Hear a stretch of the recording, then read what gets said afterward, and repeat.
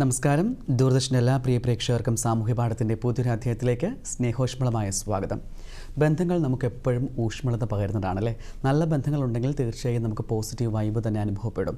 എന്നാൽ ബന്ധങ്ങൾ ശിഥിലമാകുമ്പോഴാണ് നമ്മൾ ഒരു ബന്ധത്തിൻ്റെ ആഴം എത്രത്തോളമാണെന്ന് പലപ്പോഴും തിരിച്ചറിയുന്നത്.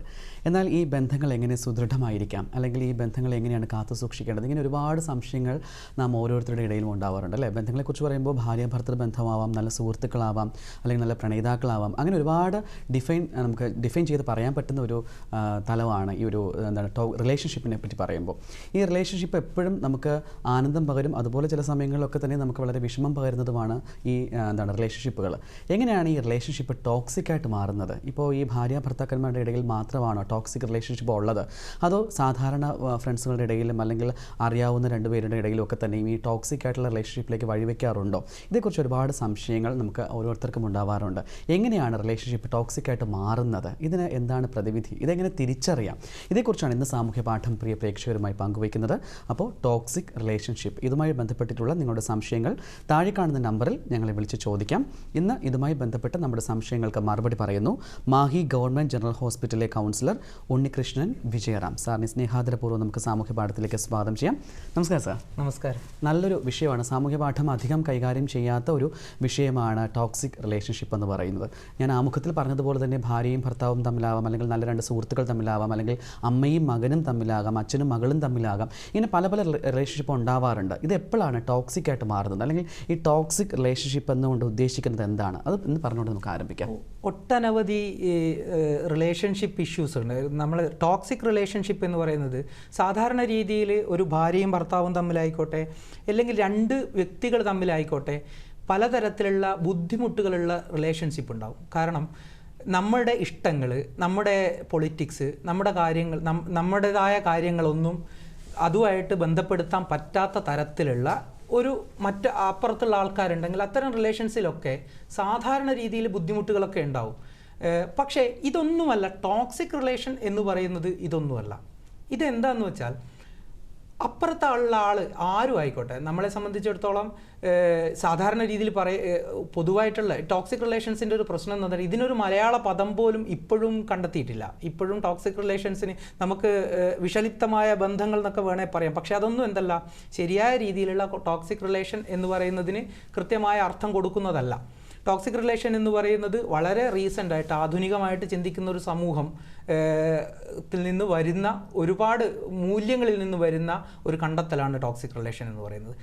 ടോക്സിസിറ്റി ഉണ്ടാവുക എന്ന് പറയുന്നത് രണ്ടു പേര് തമ്മിലുള്ള റിലേഷൻ അല്ലെ ബന്ധങ്ങൾ ഉണ്ടാകുമ്പോൾ അപ്പുറത്ത് ഏതെങ്കിലും ഒരാൾക്കോ അല്ലെ രണ്ടു പേർക്ക് തന്നെയോ അവരുടെ ജീവിതത്തെ മുന്നോട്ട് കൊണ്ടുപോകാൻ പറ്റാത്ത തരത്തിലുള്ള ഏതെങ്കിലും ഒരു ബന്ധത്തിൽ അത്തരത്തിലുള്ള ഒരു ബന്ധങ്ങൾ ഉണ്ടാവുകയും അത്തരത്തിലുള്ള അപകടങ്ങളും അല്ലെങ്കിൽ ഒരാൾക്ക് ട്രോമാറ്റിക് ആയിട്ടുള്ള എക്സ്പീരിയൻസുകൾ ഉണ്ടാവുകയും ജീവിതത്തിൽ നിന്ന് പിന്മാറണം എന്ന് തോന്നുന്ന തരത്തിലുള്ള ഒരു അപകടം അതിലുണ്ടാവുകയും ചെയ്യുന്ന അത്തരത്തിലുള്ള ബന്ധങ്ങളെയാണ് നമ്മൾ പൊതുവെ ടോക്സിക് റിലേഷൻ എന്ന് പറയുന്നത്. അതിനൊരുപാട് പാരാമീറ്റേഴ്സ് ഉണ്ട്. അതിലെ പ്രധാനപ്പെട്ട ഒരു കാര്യം എന്താണെന്ന് വെച്ചാൽ ഒരാൾക്ക് മറ്റൊരാളിൽ നിന്നുള്ള ബന്ധത്തിൽ കൃത്യമായിട്ട് എന്താ പറയുക ബോധം, ജീവിതത്തിൽ നിന്ന് പിന്നോട്ട് പോകണം എന്നുള്ളൊരു ബോധം മറ്റൊരാൾക്ക് വരുന്ന തരത്തിലേക്ക് ട്രോമാസ് ഉണ്ടാക്കുന്ന, അല്ലെങ്കിൽ ഒരാളെ അയാളുടെ യാതൊരു തരത്തിലുള്ള അഭിമാനബോധത്തെയോ വ്യക്തിത്വബോധത്തെയോ പരിഗണിക്കാത്ത രീതിയിൽ കൺട്രോളിങ് ബിഹേവിയർ ഉള്ളതിനെ ടോക്സിക് റിലേഷൻസ് എന്ന് വേണമെങ്കിൽ പറയാം. ആ ഒരു റിലേഷനിൽ മുന്നോട്ട് പോകുന്തോറും ഓരോ ദിവസവും ജീവിതത്തിൽ നിന്ന് ആ ഒരു വ്യക്തിക്ക് മടുപ്പുണ്ടായിക്കൊണ്ടിരിക്കുകയാണെങ്കിൽ അത്തരം റിലേഷൻസിനെ നമുക്കൊരു തരത്തിലും അഡ്ജസ്റ്റ് ചെയ്യാൻ പറ്റാത്ത തരത്തിൽ ബന്ധങ്ങൾ ഉണ്ടാവുകയാണെങ്കിൽ അത്തരം ബന്ധങ്ങളെയാണ് നമ്മൾ പൊതുവെ ടോക്സിക് ബന്ധങ്ങൾ എന്ന് പറയുന്നത്. ഈ ടോക്സിക് റിലേഷൻഷിപ്പ് എന്ന് പറയുമ്പോൾ ആദ്യകാലം മുതൽക്ക് തന്നെ ഇത്തരത്തിൽ നമുക്ക് ടോക്സിക് ആയിട്ടുള്ള റിലേഷൻഷിപ്പ് ഉണ്ടായിരുന്നു. പക്ഷേ ഇന്നാണ് നമ്മളത് കൂടുതലായിട്ട് നമ്മളതിനെക്കുറിച്ച് സംസാരിക്കുകയും അല്ലെങ്കിൽ ഇതുപോലെ ചർച്ചകളിലൊക്കെ നമ്മൾ വിഷയമാക്കി ഉപയോഗിക്കുകയൊക്കെ ചെയ്യുന്നത് ഈ ഒരു കാലഘട്ടത്തിലാണ്. എനിക്ക് തോന്നുന്നു ആദ്യകാലം മുതൽക്ക് തന്നെ ഇത്തരത്തിലുള്ള ബന്ധങ്ങൾ, ഈ ടോക്സിക് ആയിട്ടുള്ള ബന്ധങ്ങൾ ഉണ്ടായിരുന്നിരിക്കാം. അത് തിരിച്ചറിയപ്പെടാതെ പോയിട്ടുണ്ടാകാം. പലപ്പോഴും ഈ ബന്ധങ്ങൾ ശിഥിലമാകുന്നതിലും അല്ലെങ്കിൽ കൊലപാതകം പോലുള്ള മാനസികമായിട്ടുള്ള വൈകൃതങ്ങളിലേക്കൊക്കെ വഴിതിരിക്കുന്നതും ഒക്കെ ഇത്തരത്തിലുള്ള ഒരു ടോക്സിക് റിലേഷൻഷിപ്പ് ആയിക്കൂടെ? തീർച്ചയായും ടോക്സിക് റിലേഷൻഷിപ്പ് എന്ന് പറയുന്നതിനെ വളരെ സീരിയസ് ആയിട്ട് അതൊരു സൈക്കോളജിക്കൽ ഇഷ്യൂ ആയിട്ട് ഇപ്പോൾ കാണുന്നില്ല എന്നുള്ളതാണ്. നമ്മുടെ ഒരു വ്യക്തിത്വത്തിൻ്റെ വൈകല്യം എന്ന് പറയുന്നത് ഒരാൾ മോശമായ വ്യക്തിത്വം കാണിക്കുന്നു എന്ന് പറഞ്ഞാൽ തന്നെ വ്യക്തിത്വത്തിന് ഏതെങ്കിലും തരത്തിലുള്ള വൈകല്യമുണ്ട് എന്നും അത്തരം കാര്യങ്ങൾ ചികിത്സിക്കപ്പെടുകയോ അല്ലെ ഏതെങ്കിലും തരത്തിൽ ട്രീറ്റ് ചെയ്യുക. ഇപ്പോൾ സൈക്കോളജിക്കൽ ആവാൻ ചില കാര്യങ്ങൾ സൈക്യാട്രിക് ട്രീറ്റ്മെൻറ്റ് വേണ്ടി വരും, ചില കാര്യങ്ങൾ തെറാപ്യൂട്ടിക് ആയിട്ട് മറ്റ് പല രീതികളിലും വേണ്ടി വരും. അത്തരത്തിലുള്ള ട്രീറ്റ്മെൻറ്റുകൾ കൊണ്ട് മാറ്റിയെടുക്കാമെന്നുള്ളൊരു ബോധം ഇത്രയും കാലമായിട്ടും നമ്മളെ സംബന്ധിച്ചിടത്തോളം വന്നിട്ടില്ല. ഇപ്പോൾ ഉദാഹരണം പറയുകയാണെങ്കിൽ ഇപ്പോൾ ചില രോഗങ്ങളുണ്ട്. ചില രോഗങ്ങൾ എന്ന് പറയുന്നത് ഇപ്പോൾ ബൈപ്പോളാർ ഡിസോർഡർ പോലെയുള്ള രോഗങ്ങൾ, ഭയങ്കരമായിട്ട് ഡിപ്രസീവായിട്ട് നിൽക്കുന്ന, ചില ഭയങ്കരമായിട്ട് മാനിക്കായിട്ടുള്ള രണ്ട് അവസ്ഥകളിലുള്ള രോഗങ്ങളുണ്ട്. അപ്പോൾ മാനിക്കായിട്ടുള്ള അവസ്ഥയിൽ അയാളെ സംബന്ധിച്ചിടത്തോളം അയാളെ കൈകാര്യം ചെയ്യാൻ, അല്ലെങ്കിൽ ഡിപ്രസീവായ അവസ്ഥയിൽ അയാളെ കൈകാര്യം ചെയ്യാൻ സാധാരണ രീതിയിലുള്ള ഒരു മനുഷ്യന് ഭയങ്കര ബുദ്ധിമുട്ടായിരിക്കും. അല്ലെങ്കിൽ മറ്റൊരു രോഗം എന്ന് പറയുന്നത് ബോർഡർ ലൈൻ പേഴ്സണാലിറ്റി ഡിസോർഡർ പോലെയുള്ള രോഗങ്ങളുണ്ട്. ബോർഡർ ലൈൻ പേഴ്സണാലിറ്റി ഡിസോർഡർ എന്ന് പറയുന്ന അത്തരം രോഗങ്ങളുടെ പ്രധാനപ്പെട്ട ഒരു സിംറ്റം എന്ന് പറയുന്നത് ബന്ധങ്ങളിലുള്ള ശൈഥില്യമാണ്. ബന്ധങ്ങൾ യാതൊരു അത്തരത്തിലുള്ള ആൾക്കാർക്ക് ബന്ധങ്ങളിലുള്ള വളരെയധികം ശിഥിലമായ ബന്ധങ്ങളായിരിക്കും. ബന്ധങ്ങളുമായിട്ട് മുന്നോട്ട് കൊണ്ടുപോകാൻ വളരെ അപ്പുറത്തുള്ള പാർട്ട്ണറെ ഒരു തരത്തിലും ഉള്ളിലേക്ക് എടുക്കാൻ പറ്റാത്ത അത്തരത്തിലുള്ള പാർട്ട്ണറെ ഏതെങ്കിലും തരത്തിൽ അവരുടെ പ്രവൃത്തികളെ ഒന്നും, നല്ലതായാലും ചീത്തയായാലും അവരുടെ പ്രവൃത്തികളെ ഒന്നും തന്നെ അംഗീകരിക്കാൻ പറ്റാത്ത, അവർ നല്ലത് ചെയ്താലും ഇവർ സന്തോഷിക്കില്ല, അവർ ചീത്ത ചെയ്താലും ഇവർ സന്തോഷിക്കില്ല. അത്തരം റിലേഷൻസ് എന്തുണ്ട്, അത്തരം പ്രശ്നങ്ങളുള്ളപ്പോൾ ടോക്സിക് റിലേഷൻസ് എന്ന് പറയുന്നത് ഇപ്പോൾ നിങ്ങൾ പറഞ്ഞതുപോലെ തന്നെ എന്താണ്, ഇതൊരു രോഗത്തിൻ്റെയോ അല്ലെങ്കിൽ ഇതിൻ്റെ ഭാഗമാവും. അല്ലാത്ത രീതിയിലും ടോക്സിക് റിലേഷൻസ് ഉണ്ട്. നമ്മളെ സംബന്ധിച്ചിടത്തോളം നമ്മുടെ ഒരു സാംസ്കാരിക മൂലധനം എന്ന് പറയുന്നത്, സാംസ്കാരികമായിട്ടുള്ള നമ്മുടെ ഒരു സംസ്കാരം എന്ന് പറയുന്നത് ഒരു പുരുഷ മേധാവിത്വ സമൂഹത്തിൽ അധിഷ്ഠിതമായ ഒരു സംസ്കാരമാണ് നമ്മളെ. പുരുഷൻ അല്ലെങ്കിൽ ഒരു സ്ത്രീ എന്ന് പറയുന്നത് വൾണറബിൾ ആയിട്ടുള്ള കമ്മ്യൂണിറ്റീസ്, പ്രധാനമായിട്ടും സ്ത്രീകൾ ആണ് ഇതിൻ്റെ ഇരകളായിട്ട് നമ്മൾ പൊതുവായിട്ട് കാണുന്നത്. വൾണറബിൾ ആയിട്ടുള്ള കമ്മ്യൂണിറ്റീസ് ആയിട്ടുള്ള സ്ത്രീകൾ അവർ നമ്മളാൽ ഭരിക്കപ്പെടേണ്ടവരാണ് എന്ന ഒരു ബോധം ഇവിടുത്തെ ഒരു വലിയ പുരുഷ സമൂഹത്തിന് നമ്മൾ ഇതിലുണ്ട്. അപ്പോൾ അത് സംഭവിക്കുന്നുണ്ട്. അവരേതെങ്കിലും തരത്തിൽ ഉയർന്നു വരുന്നുണ്ടെങ്കിൽ അല്ലെങ്കിൽ അവരെന്നേക്കാളും മുകളിലേക്ക് പോകുന്നുണ്ടോ എന്നുള്ള ഒരു തോന്നലിൽ നിന്ന് നമ്മുടെ സംസ്കാരത്തിന് അല്ലെങ്കിൽ നമ്മുടെ കൾച്ചറൽ ബാക്ക്ഗ്രൗണ്ട് കൊണ്ട് ഇത്തരം അവരെ പുരുഷനെയോ അല്ലെങ്കിൽ നേരെ തിരിച്ചും വരാം, സ്ത്രീകളാണെങ്കിലും ഇത്തരത്തിൽ വരാം, നമ്മളെക്കാളും മുകളിലേക്ക് പോകുന്നുണ്ടോ എന്നുള്ള ഒരു സംശയം അവരിൽ അസ്വസ്ഥതകൾ ഉണ്ടാകും. ഈ കൊടുത്തായി കൊലപാതകമൊക്കെ എടുക്കുകയാണെങ്കിൽ അത്തരത്തിലൊരു കാഴ്ചപ്പാട് നമുക്ക് എടുക്കാനും സാധിക്കും. തീർച്ചയായും കൊലപാതകങ്ങളിലേക്കൊക്കെ എത്തുന്നു. കാരണം ഇതിൽ മറ്റൊരു കാര്യം കൂടിയുണ്ട്. മറ്റു പല അസുഖങ്ങളുമായിട്ട് ബന്ധപ്പെട്ട് കൊലപാതകങ്ങളിലേക്കൊക്കെ എത്തുന്ന റിലേഷൻഷിപ്പ് എങ്ങനെയാണ് നമ്മൾ പ്രിയപ്പെട്ടവരെന്ന് നമ്മൾ പറയുന്ന ഒരാളെ നമുക്ക് കൊല്ലാൻ കഴിയുക എന്ന് ചിന്തിക്കണം. സാധാരണ ഒരു മനുഷ്യനെ സംബന്ധിച്ചിടത്തോളം വളരെയധികം പ്രയാസമുള്ള കാര്യം, അത്രയധികം ഒന്നുകിൽ അയാൾ ഇൻസ്റ്റൻറ്റേനിയസ് ആയിട്ട് അതുപോലെ ആ ഒരു നിമിഷത്തേക്കോ അല്ലെങ്കിൽ കുറച്ച് കാലത്തേക്കോ അയാൾ മാനസികമായിട്ട് അബ്നോർമൽ ആയിരിക്കണം. അതല്ലെങ്കിൽ എന്താണ്, അയാളെ സ്ഥിരമായിട്ട് അയാൾ അബ്നോർമൽ ആയിരിക്കുന്ന രീതിയിലേക്ക് അയാളെ ഏതെങ്കിലും തരത്തിലുള്ള രോഗം ബാധിച്ചിരിക്കണം. സമൂഹത്തിൻ്റെ ഒരു പ്രശ്നം എന്താണെന്ന് വെച്ചാൽ ഇത്തരം രോഗങ്ങളെ ഒരു കാരണവശാലും പരിഗണിച്ചിട്ടില്ല. അതെ അതെ അതെ രോഗങ്ങൾ ഒരാൾ ഏറ്റവും മോശമായിട്ട് പെരുമാറുന്ന ഒരു വ്യക്തിയെ സംബന്ധിച്ചിടത്തോളം അയാളെ വ്യക്തിത്വത്തിൻ്റെ വൈകല്യമാണ്, അയാളൊരു ചീത്ത മനുഷ്യനാണെന്ന് മുദ്ര കുത്തുന്നതിന് പകരം അങ്ങനെ വ്യക്തിത്വം മോശമായിട്ട് ഒരാളുടെ പെരുമാറ്റം മോശമായിട്ട് വരുന്നുണ്ടെങ്കിൽ അത്തരം പെരുമാറ്റങ്ങൾക്കുള്ള കാരണങ്ങളെ കുറിച്ചിട്ട് ഒരു സമയത്തും സമൂഹം ചിന്തിച്ചിട്ടില്ല. നമുക്ക് അതിലേക്ക് വരാം സാർ. ഒരു കോൾ വെയിറ്റിംഗിലാണ്, ആരും നോക്കാം. ഹലോ, സാമൂഹ്യ പാഠമാണ്. ഹലോ, കേൾക്കുന്നുണ്ടോ? ഹലോ, പേര് പറയാമോ? എന്റെ പേര് CM നായർ, മുംബൈയിലാണ് sir. CM Nair, Mumbai. CS Nair, നമ്മുടെ സ്ഥിരം പ്രേക്ഷകനാണ് അല്ലേ? കുറച്ചുകൂടി ഉറക്കെ സംസാരിക്കാവോ? അതെ സാർ. ശരി, ചോദിച്ചോളൂ എന്താന്ന് വെച്ചാൽ പറയൂ. ഹലോ, നമസ്കാരം, പറയൂ. ഹലോ, നമസ്കാരം സാർ. നമസ്കാരം. പറയൂ. സാറ്, എനിക്ക് ചോദിക്കാനുള്ളത് ചില സംശയങ്ങളാണ്. ആക്ച്വലി ഇന്നത്തെ സമൂഹത്തില് കൂടുതലും ഈ ലഹരിയുടെ ഉപയോഗമാണ് കൂടുതലുള്ളത്. മദ്യപാനം, ലഹരിക്കടിമയായി തീരുക. ഭാര്യയും ഭർത്താവ് ഉണ്ടെങ്കിൽ ഭർത്താവ് ലഹരിക്ക് അടിമയായി തീരുക. പിന്നെ അയാളെ ചികിത്സിക്കാനായിട്ട് പോകുക, അയാൾ ചികിത്സയ്ക്ക് വേണ്ടി അയാൾക്ക് മാനസിക രോഗിയായിട്ട് മാറുകയാണ് പിന്നെ ലഹരി കൂടുതൽ ഉപയോഗിച്ച് കഴിയുമ്പോൾ. ആ ബന്ധങ്ങൾ, അങ്ങനെയുള്ള ബന്ധങ്ങൾ, ഭാര്യ ഭർത്താക്കന്മാരുമായിട്ടുള്ള ബന്ധങ്ങള് തകരാനും ഡൈവോഴ്സ് ചെയ്യാനും മറ്റു കാര്യങ്ങൾക്കൊക്കെ മെയിൻ ആയിട്ടുള്ളത് ഈ ലഹരിയാണ്. അതിൽ നിന്നൊരു മോചനം നേടാനായിട്ട് എന്താണ് ഈ ഒരു സ്റ്റഡി ക്ലാസ്സോ എല്ലാം ഒരു സാമൂഹ്യ വൽക്കരണം പിന്നെ ആവശ്യമാണ്. ആക്ച്വലി ഈ ലഹരി, ഈ ബന്ധങ്ങൾ ലഹരി എന്തുമാത്രം എഫക്ട് ചെയ്യുന്നുണ്ട്. ഈ മദ്യപാനം, ലഹരി സാധനങ്ങളൊക്കെ ഒരുപാട് എഫക്ട് ചെയ്യുന്നത്, അതെന്തുമാത്രം എഫക്ട് ചെയ്യുന്നുണ്ട്. അത് ഈ സമൂഹത്തിലുള്ള എന്താണ് അതിൽ ചെയ്യാൻ സാധിക്കുന്നത്. ഇതിൽ നിന്ന് വ്യത്യാസം ബന്ധങ്ങൾ തമ്മിലുള്ള റിലേഷൻഷിപ്പ് ഇപ്പൊ ലഹരി കാരണം സ്വന്തം ആൾക്കാരെ പോലും തിരിച്ചറിയാൻ വയ്യാത്ത ചില സാഹചര്യങ്ങൾ ഉണ്ടാകുന്നുണ്ട്.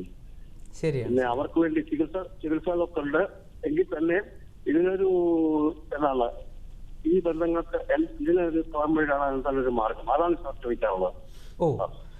ലഹരി എന്ന് പറയുന്നത് എല്ലാ തരത്തിലും പലതരത്തിലുള്ള പല സാധ്യതകളുണ്ട്. റിലേഷൻസ്, ബന്ധങ്ങൾ വഷളാവുന്നതിന് ഒരുപാട് സാധ്യതകളുണ്ട്. ലഹരി എന്ന് പറയുന്നത് പ്രധാനമായിട്ടും നമ്മൾ ലീഗലായിട്ടുള്ള ലഹരി വസ്തുക്കളായിക്കോട്ടെ, ഇല്ലീഗലായിട്ടുള്ള ലഹരി വസ്തുക്കളായിക്കോട്ടെ, ഈ ലഹരി വസ്തുക്കൾ നമ്മൾ ചെയ്യുന്നത് ഇതിൻ്റെ ഉപയോഗത്തിൻ്റെ പ്രധാനമായിട്ട് ഇപ്പോൾ മദ്യപാനത്തെക്കുറിച്ച് സാറ് പറഞ്ഞു. മദ്യപാനത്തെ സംബന്ധിച്ചിടത്തോളം നമ്മുടെ നാട്ടുകാർക്ക് മദ്യം എന്ന് പറയുന്നത് എന്താണ് എന്നുള്ള ബോധത്തിൻ്റെ നല്ല കുറവുണ്ട്. എങ്ങനെയാണ് മദ്യപിക്കേണ്ടത് എന്ന് നമ്മൾ പഠിപ്പിക്കാത്തടത്തോളം കാലം, ചെറിയ കുട്ടികൾക്ക് എങ്ങനെയാണ് മദ്യപിക്കേണ്ടത് എന്ന് പഠിപ്പിക്കണം എന്നല്ല ഞാൻ പറഞ്ഞത്. എങ്ങനെയാണ് മദ്യപിക്കുന്ന ആൾക്കാരെ, മദ്യപാനം ശീലമാക്കിയ ആൾക്കാരെ നിർബന്ധമായിട്ടും എങ്ങനെയാണ് മദ്യപിക്കേണ്ടത് എന്ന് പഠിപ്പിക്കാത്ത ഒരു ഡ്രിങ്കിങ് എറ്റിക്വിറ്റീസ് പഠിപ്പിക്കാത്തതിൻ്റെ ഒരു പ്രശ്നം നമ്മുടെ നാട്ടിൽ നന്നായിട്ടുണ്ട്. അവരെ സംബന്ധിച്ചിടത്തോളം ഒരുപാട് മദ്യപിക്കുകയും ഒരുപാട് മദ്യപിച്ചതിന് ശേഷം അവരുടെ തലച്ചോറിനും അതുപോലെ തന്നെ ലിവറിനും ഒക്കെ ഇത് നാശം സംഭവിച്ചതിന് ശേഷം സാധാരണ രീതിയിൽ എന്താണ് സംഭവിക്കുന്നതെന്ന് വെച്ചാൽ സാധാരണ രീതിയിലുള്ള ഒരു മാനുഷികത അല്ലെങ്കിൽ ഹ്യൂമാനിറ്റേറിയൻ ആയിട്ടുള്ള അവരുടെ ബോധം നശിച്ചു പോവുകയാണ്. അത് മദ്യപാനം ഒക്കെ ആകുമ്പോൾ ഒരുപാട് കുറച്ച് കാലം കഴിഞ്ഞിട്ടാണെങ്കിലും ഇല്ലീഗലായിട്ടുള്ള ലഹരികളെ കുറിച്ച് പറയുകയാണെങ്കിൽ, പ്രധാനമായിട്ടും നമ്മുടെ സിന്തറ്റിക് ഡ്രഗുകളെ കുറിച്ച് പറയുകയാണെങ്കിൽ, സിന്തറ്റിക് ഡ്രഗുകൾ ഉപയോഗിച്ച് കഴിഞ്ഞാൽ നമ്മളെ ഉപയോഗിക്കുന്നതിൻ്റെ അടുത്ത ജസ്റ്റ് മുമ്പേ വരെ അയാൾ നല്ലൊരു മനുഷ്യനായിരിക്കും, അല്ലെങ്കിൽ നല്ലൊരു മനുഷ്യനാക്കാൻ നമുക്ക് സാധിക്കുന്ന ഒരാളായിരിക്കും അവർ എന്തായാലും. പക്ഷേ ഉപയോഗിച്ചതിന് ശേഷം അയാളൊരു ഹലൂസിനേഷനിലായിരിക്കും. അയാളെ സംബന്ധിച്ചിടത്തോളം അയാളുടെ ഈ ഒരു ലഹരിയിലേക്ക് അയാൾക്ക് പോകാനുള്ള എല്ലാ തരത്തിലുള്ള സാധ്യതകളും അവർ കാണും. അയാളുടെ മുന്നിൽ നിൽക്കുന്നത് അയാളുടെ അച്ഛനാണോ, അയാളുടെ ഏറ്റവും പ്രിയപ്പെട്ടവരാണോ, അമ്മയാണോ, സഹോദരിയാണോ, ഭാര്യയാണോ എന്നൊന്നും ഉള്ള രീതിയിലേക്കുള്ള ബോധ്യം, എനിക്ക് ഏറ്റവും പ്രിയപ്പെട്ടവരാണ് ഈ നിൽക്കുന്നത്, ഈ സമൂഹത്തിൽ എനിക്ക് ഏറ്റവും വേണ്ടപ്പെട്ടവരാണ് ഇതിൽ നിൽക്കുന്നത് എന്ന ബോധമില്ലാത്ത തരത്തിലേക്ക് സിന്തറ്റിക് ഡ്രഗുകൾ ഇവരെ മാറ്റും.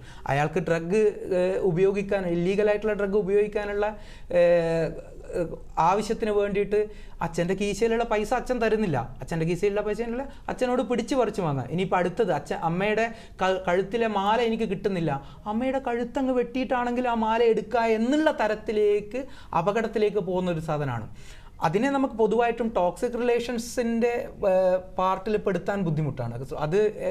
അത് മറ്റൊരു പരിഗണനാപരമായിട്ടുള്ള വിഷയമാണ്. അത് പൂർണ്ണമായും മറ്റൊരു രോഗമാണ്. ലഹരി എന്താ പറയുക, ലഹരിക്ക് അടിമപ്പെടുക എന്ന് പറയുന്ന മറ്റൊരു രോഗമായിട്ട് തന്നെയാണ് കാണുന്നത്. പക്ഷേ മറ്റൊരു സാധനം എന്ന് പറഞ്ഞാൽ അത് ഇല്ലീഗൽ ഡ്രഗുകളെ കുറിച്ചാണ് ഞാൻ പറയുന്നത്, സിന്തറ്റിക് ഡ്രഗുകളെ കുറിച്ചാണ് ഞാൻ പറയുന്നത്. ലോകത്തെല്ലായിടത്തും നിരോധിച്ച സിന്തറ്റിക് ഡ്രഗുകൾ. ലീഗലായിട്ട് നമ്മൾ ഉപയോഗിക്കുന്ന ലഹരികളെല്ലാം തന്നെ വളരെ സാവധാനം, കൃത്യമായിട്ട് ബോധ്യത്തോടുകൂടി ഉപയോഗിക്കാൻ പറ്റില്ല. ഏറ്റവും നല്ലത് എന്താണെന്ന് വെച്ചാൽ ഇതിൻ്റെ അപകടങ്ങളെക്കുറിച്ചിട്ട്, നമ്മളിപ്പോൾ എല്ലാത്തിൻ്റെയും അപകടങ്ങളെക്കുറിച്ചിട്ട് വളരെ ചെറിയ ക്ലാസ്സുകളിൽ തന്നെ കുട്ടികളെ അവബോധപ്പെടുത്തേണ്ടത് വളരെ പ്രധാനപ്പെട്ട ഒരു കാര്യമാണ്. പക്ഷേ എന്തെന്ന് വെച്ചാൽ ഇത് കൃത്യമായിട്ട് ഇതിനൊരു നമ്മളിപ്പോൾ ആധുനിക ഒരു മോഡേൺ കൺട്രീസിലൊക്കെ പോയാൽ അവർ കൃത്യമായിട്ട് എല്ലാ തരത്തിലും ഇപ്പോൾ ടേബിൾ എറ്റിക്വിറ്റീസ് പഠിപ്പിക്കുന്നതിൻ്റെ ഭാഗമായിട്ട് നമ്മൾ ഡ്രിങ്കിങ് എറ്റിക്വിറ്റീസും കൂടി അവരവിടെ പഠിപ്പിക്കും. അത്തരത്തിലുള്ള ടേബിൾ മര്യാദകളും അതുപോലെ തന്നെ ഡ്രിങ്കിങ് മര്യാദകളും അവിടെ പഠിപ്പിക്കും. ഇവിടെ അങ്ങനെ ഒരു സാധനമില്ല. ഇവർ തെറ്റായ ബന്ധങ്ങളിൽ നിന്നും അല്ലെങ്കിൽ അവർക്ക് ശരിയാവാത്ത തരത്തിലുള്ള ബന്ധങ്ങളിൽ നിന്നാണ് അവരെന്ത് ചെയ്യുന്നത്, ഇത്തരത്തിലുള്ള പഠനങ്ങൾ ഉണ്ടാകും, ഇവരുടെ ലേണിംഗ് ഉണ്ടായിരുന്നത്. നമുക്ക് ഇനിയും ചെയ്യാം അത്തരത്തിലുള്ള ലേണിങ്സ്. ഇത്തരം ലഹരികളെ ഉപയോഗത്തിൻ്റെ അപാകത കൊണ്ട് ഇത്തരം ലഹരികൾ അവരുടെ നമ്മളിപ്പോൾ സിന്തറ്റിക് ഡ്രഗുകൾ വളരെ എളുപ്പത്തിൽ ചെയ്യുന്ന കാര്യം കുറച്ച് കാലം കഴിഞ്ഞിട്ടാണെങ്കിലും ഒരു സാമൂഹ്യ ബോധം ഇവരിൽ നിന്ന് ഇല്ലാതാക്കുകയും അത്തരം ബന്ധങ്ങൾ കൃത്യമായിട്ട് ടോക്സിക് റിലേഷൻസിലേക്ക് പോവുകയും ചെയ്യും. ഇത്തരം ബന്ധങ്ങളിൽ ഇതിനെ നമ്മൾ ട്രീറ്റ് ചെയ്യേണ്ടത് മറ്റൊരു രീതിയിലാണ്. കൃത്യമായിട്ട് അവരെ ഡീടോക്സിഫിക്കേഷൻ നടത്തിയിട്ട് ലഹരിയിൽ നിന്ന് മുക്തമാക്കുന്ന നല്ല ചികിത്സയുണ്ട്. അവരൊരു രോഗിയാണെന്നുള്ള പരിഗണനയാണ് ആദ്യമായിട്ട് വേണ്ടത്. ലഹരി ഉപയോഗിക്കുന്ന ആൾക്കാരെ സംബന്ധിച്ചിടത്തോളം ലഹരി ഉപയോഗിക്കുന്നത് കൊണ്ട് നമ്മളിപ്പോൾ ഒരു സ്കൂട്ടർ അല്ലെങ്കിൽ ബൈക്ക് ഓടിച്ചിട്ട് ആക്സിഡൻ്റ് ആയതിനെ ഇപ്പോൾ ബൈക്ക് ഓടിച്ചിട്ട് ആക്സിഡൻ്റ് ആയി കഴിഞ്ഞാൽ അവരെങ്ങനെ ബൈക്ക് ഓടിച്ചു എന്നുള്ളതല്ല നോക്കേണ്ടത്. അയാളൊരു രോഗിയാണ്, ആക്സിഡൻ്റ് ആയി കഴിഞ്ഞു, അപ്പോൾ അയാൾ എന്താണ്, അയാളൊരു രോഗിയാണ്. അപ്പോൾ ആ രോഗി എന്നുള്ള രീതിയിൽ അയാളെ പരിഗണിക്കണം. കൃത്യമായ ചികിത്സ ഇത്തരം ആൾക്കാർക്ക് കൊടുക്കണം. ഡി അഡിക്ഷൻ സെൻ്ററുകൾ പോലെയുള്ള സ്ഥലങ്ങളിലേക്ക് കൊണ്ടുപോകണം. വളരെ നല്ല തെറാപ്യൂട്ടിക് ആയിട്ടുള്ള ട്രീറ്റ്മെൻറ്റുകൾ, സൈക്കോളജിക്കലായിട്ടുള്ള ഒരുപാട് തെറാപ്പികൾ നൽകിയിട്ടും അതുപോലെ തന്നെ ഡീടോക്സിഫിക്കേഷൻ ഡി അഡിക്ഷൻ സെൻ്ററിലെ ട്രീറ്റ്മെൻറ്റ് നൽകിയിട്ടും അവരെ നല്ല കൗൺസിലിംഗ് നൽകിയിട്ടും വളരെ ഇതൊക്കെ അവസാനത്തെ പല ഭാര്യമാരും പറയുന്നത് ഹസ്ബൻഡ് ഒരു മദ്യപാനിയാണെങ്കിൽ അയാളെ നേർവഴിയിലേക്ക് കൊണ്ടുവരാൻ ഒരു ഡി അഡിക്ഷൻ സെൻ്ററിലേക്ക് കൊണ്ടുപോകാൻ വിളിക്കുമ്പോൾ അത് നമ്മുടെ സഹകരിക്കുന്നില്ല എന്നൊരു പരാതി പലപ്പോഴും. കുടുംബം ഒരുമിച്ച് നിന്നാൽ പോലും അതിലേക്ക് വഴങ്ങാത്ത കുറേ കാറ്റഗറി നമുക്ക് പറയേണ്ടി വരും. ഇത്തരം പ്രതിസന്ധികൾ ഇത്തരം ചികിത്സകളിലേക്ക് കൊണ്ടുപോകാൻ വേണ്ടിയിട്ട് ഇത്തരം പ്രതിസന്ധികൾ ഒരുപാടുണ്ട്. ഈ പ്രതിസന്ധികളും കൂടി ഉൾക്കൊണ്ടുവേണം നമ്മൾ ഇത്തരം കാര്യങ്ങൾ കൈകാര്യം ചെയ്യാൻ. ഞാൻ നേരത്തെ പറഞ്ഞു, സാമൂഹ്യ ബോധം നഷ്ടപ്പെട്ട അല്ലെങ്കിൽ എൻ്റെ പ്രിയപ്പെട്ടവരാണ് അല്ലെങ്കിൽ എൻ്റെ ആൾക്കാരാണ് എന്നുള്ള ബോധ്യം നഷ്ടപ്പെട്ടവരെ സംബന്ധിച്ചിടത്തോളം ഒരു ഭർത്താവിനെ അല്ലെങ്കിൽ ഭർത്താവ് ഭാര്യയെ സ്ത്രീകൾ ഭർത്താവ് ഭാര്യയെ ഡി അഡിക്ഷൻ സെൻ്ററിലേക്ക് കൊണ്ടുപോകണം എന്ന് വിചാരിച്ചാൽ അയാളോട് പറഞ്ഞാൽ അയാൾക്ക് മനസ്സിലാവില്ല. അയാൾക്ക് ഒരു തരത്തിലും അയാൾക്ക് മനസ്സിലാവില്ല. ഡി അഡിക്ഷൻ സെന്ററിൽ പോകേണ്ടതിന്റെ ആവശ്യകത പ്രിപ്പയർ ചെയ്യുന്ന തലച്ചോറിന്റെ ഭാഗം നശിച്ചു നിൽക്കുന്ന ഒരാളെ സംബന്ധിച്ചിടത്തോളം അയാൾക്കത് മനസ്സിലാവില്ല. അപ്പോൾ അത്തരം ഘട്ടങ്ങളിൽ ആദ്യമായിട്ട് ഏതെങ്കിലും തരത്തിൽ അദ്ദേഹത്തെ ഡി അഡിക്ഷൻ സെന്ററിൽ എത്തിക്കുകയും പ്രാഥമികമായിട്ടുള്ള ഡീടോക്സിഫിക്കേഷൻ ആയിട്ടുള്ള തരത്തിലുള്ള ചികിത്സകൾ നൽകുകയും ചെയ്തതിന് ശേഷമാണ് എന്ത് ചെയ്യേണ്ടത്, പിന്നെ അദ്ദേഹത്തെ ബോധ്യപ്പെടുത്താൻ പറ്റും. അല്ലാതെ നമ്മൾ ഇത്തരം രോഗികളെ ഒരിക്കലും സാധാരണ മനുഷ്യന്മാരുടെ മാനസിക സ്ഥിതി ഉള്ള ആൾക്കാരായിട്ട് കാണരുത് എന്നുള്ളതാണ് ഇതിലെ പ്രധാനപ്പെട്ട ഒരു ഘടകം. ഇത്തരം രോഗികൾ ഒരിക്കലും സാധാരണ മാനസിക സ്ഥിതിയുള്ള ഒരാളെ സംബന്ധിച്ചിടത്തോളം ഒരു കുഴപ്പമില്ല. പക്ഷേ വേറൊരു കാര്യം, നമ്മുടെ ലഹരി ഉപയോഗിക്കുമ്പോൾ അവർക്ക് ഒരു സ്വഭാവമായിരിക്കും. ലഹരി ഇല്ലാത്ത സമയത്ത് അവർ നോർമലി ആൾക്കാരെ പോലെ തന്നെയായിരിക്കും ബിഹേവ് ചെയ്യുന്നത്. അപ്പോൾ നമുക്ക് വളരെ കൺഫ്യൂഷൻ തോന്നുന്ന ഒരു സാഹചര്യം. അത് വളരെയധികം കൺഫ്യൂഷൻ തോന്നുന്നു. ലഹരി ഉപയോഗിക്കുന്ന സമയത്ത് ഉപയോഗിക്കാത്ത സമയത്ത് അവരെക്കാളും നല്ല മനുഷ്യന്മാരുണ്ടാവില്ല. പക്ഷേ അതിൻ്റെ അപ്പുറത്തേക്ക് ഒരു സാധനം ഉണ്ട്, ഇവർ അഡിക്റ്റഡ് ആണ്. അഡിക്ഷൻ എന്നൊരു പ്രശ്നം ഉള്ളത് കൊണ്ട് തന്നെ ഒരു പ്രത്യേക അഡിക്ഷൻ ഉള്ള ആൾക്കാരാണ്. ലഹരി ഉപയോഗിക്കുന്ന മുഴുവൻ ആൾക്കാർക്കൊന്നും അഡിക്ഷൻ ഒന്നും ഉണ്ടാവില്ല. കൃത്യമായിട്ട് വളരെ എത്തിക്കലായിട്ട് ലഹരി ഉപയോഗിക്കുന്ന ഒട്ടനവധി ആൾക്കാരുണ്ട്. ലഹരി എന്ന് ഞാൻ ഉദ്ദേശിച്ചത് മദ്യപാനത്തെക്കുറിച്ച് മാത്രമാണ്. മറ്റെല്ലാ ലഹരികളും ഇതിൽ നിന്ന് വ്യത്യസ്തമാണ്. മദ്യപാനം പോലുള്ള ലഹരി കൃത്യമായിട്ട് ഉപയോഗിക്കുന്ന ആൾക്കാരുണ്ട്. അവരെ സംബന്ധിച്ചിടത്തോളം പ്രശ്നമില്ല. പക്ഷേ ഇതിലൊരു പ്രശ്നം എന്താണെന്ന് വെച്ചാൽ ലഹരി ഉപയോഗിക്കാത്ത സമയത്ത് അവർ വളരെ നോർമലായിട്ട് നിൽക്കുന്നുണ്ട്. അത് ഓക്കെയാണ്, അതിൽ കുഴപ്പമൊന്നുമില്ല. പക്ഷേ അവർക്ക് വളരെ പെട്ടെന്ന് തന്നെ ലഹരിയിലേക്ക് പോകണം എന്നുള്ള ഉള്ളിലൊരു ടെൻഡൻസി, അതിനെയാണ് നമ്മൾ അഡിക്ഷൻ എന്ന് പറയുന്നത്. ഇതില്ലാതെ എനിക്കൊരു കാരണവശാലും മുന്നോട്ട് പോകാൻ പറ്റില്ല എന്നുള്ള ടെൻഡൻസി വരുമ്പോൾ കുറേ കാലത്തേക്ക് നമ്മൾ ഇല്ലാകുമ്പോൾ വിഡ്രോവൽ സിംറ്റംസ് പോലുള്ള സ്വാഭാവികമായിട്ടും അവരുടെ സ്വഭാവം മാറി വരും. കൃത്യമായിട്ട് ലഹരി ഉപയോഗിച്ച് പോകുമ്പോൾ മാത്രമേ നമുക്ക് കാണുന്നത്, കൃത്യമായിട്ട് ഉപയോഗിക്കുന്ന ഒരാളെ സംബന്ധിച്ചിടത്തോളം, അപകടകരമായ രീതിയിൽ ഉപയോഗിക്കുന്ന ആളെ സംബന്ധിച്ചിടത്തോളം എന്താണ്, അവർ ലഹരി ഉപയോഗിക്കാത്ത സമയത്ത് വളരെ നോർമൽ ആയിരിക്കും. പക്ഷെ ഇതങ്ങനെയല്ല. അവർ ലഹരി ഉപയോഗിക്കാതെ കുറേ കാലം അവർക്ക് നിൽക്കാൻ പറ്റും. അഡിക്റ്റഡ് ആയിട്ടുള്ള ആൾക്കാരുടെ കാര്യം മാത്രമാണ്. ലഹരിക്ക് അടിമപ്പെട്ട ആൾക്കാരെ സംബന്ധിച്ചിടത്തോളം ഒരു പ്രത്യേക സമയത്തിൻ്റെ അപ്പുറത്തേക്ക് ലഹരി ഉപയോഗിക്കാതിരിക്കാൻ അവർക്ക് കഴിയില്ല. അപ്പോൾ എന്താണ്, ഉപയോഗിക്കാത്ത സമയത്ത് നോർമലാണ്, അപ്പോൾ ഇയാൾ ലഹരി ഉപയോഗിച്ചിട്ട് ഇത് ആക്ട് ചെയ്യുകയാണോ എന്നുള്ളൊരു സംശയം നമ്മളിൽ ഉണ്ടാക്കുന്നത് സ്വാഭാവികമാണ്. ഓക്കെ, CM നായർ സാർ, അങ്ങയുടെ സംശയം മാറുന്നു വിശ്വസിക്കുന്നു. വിളിച്ചതിൽ സന്തോഷം. Thank you for calling. ഇനി നമുക്കൊരു ബ്രേക്കിനുള്ള സമയമാണ്. സാമൂഹ്യ പാഠത്തിലെടുക്കാം ഒരു ചെറിയ ഇടവേള.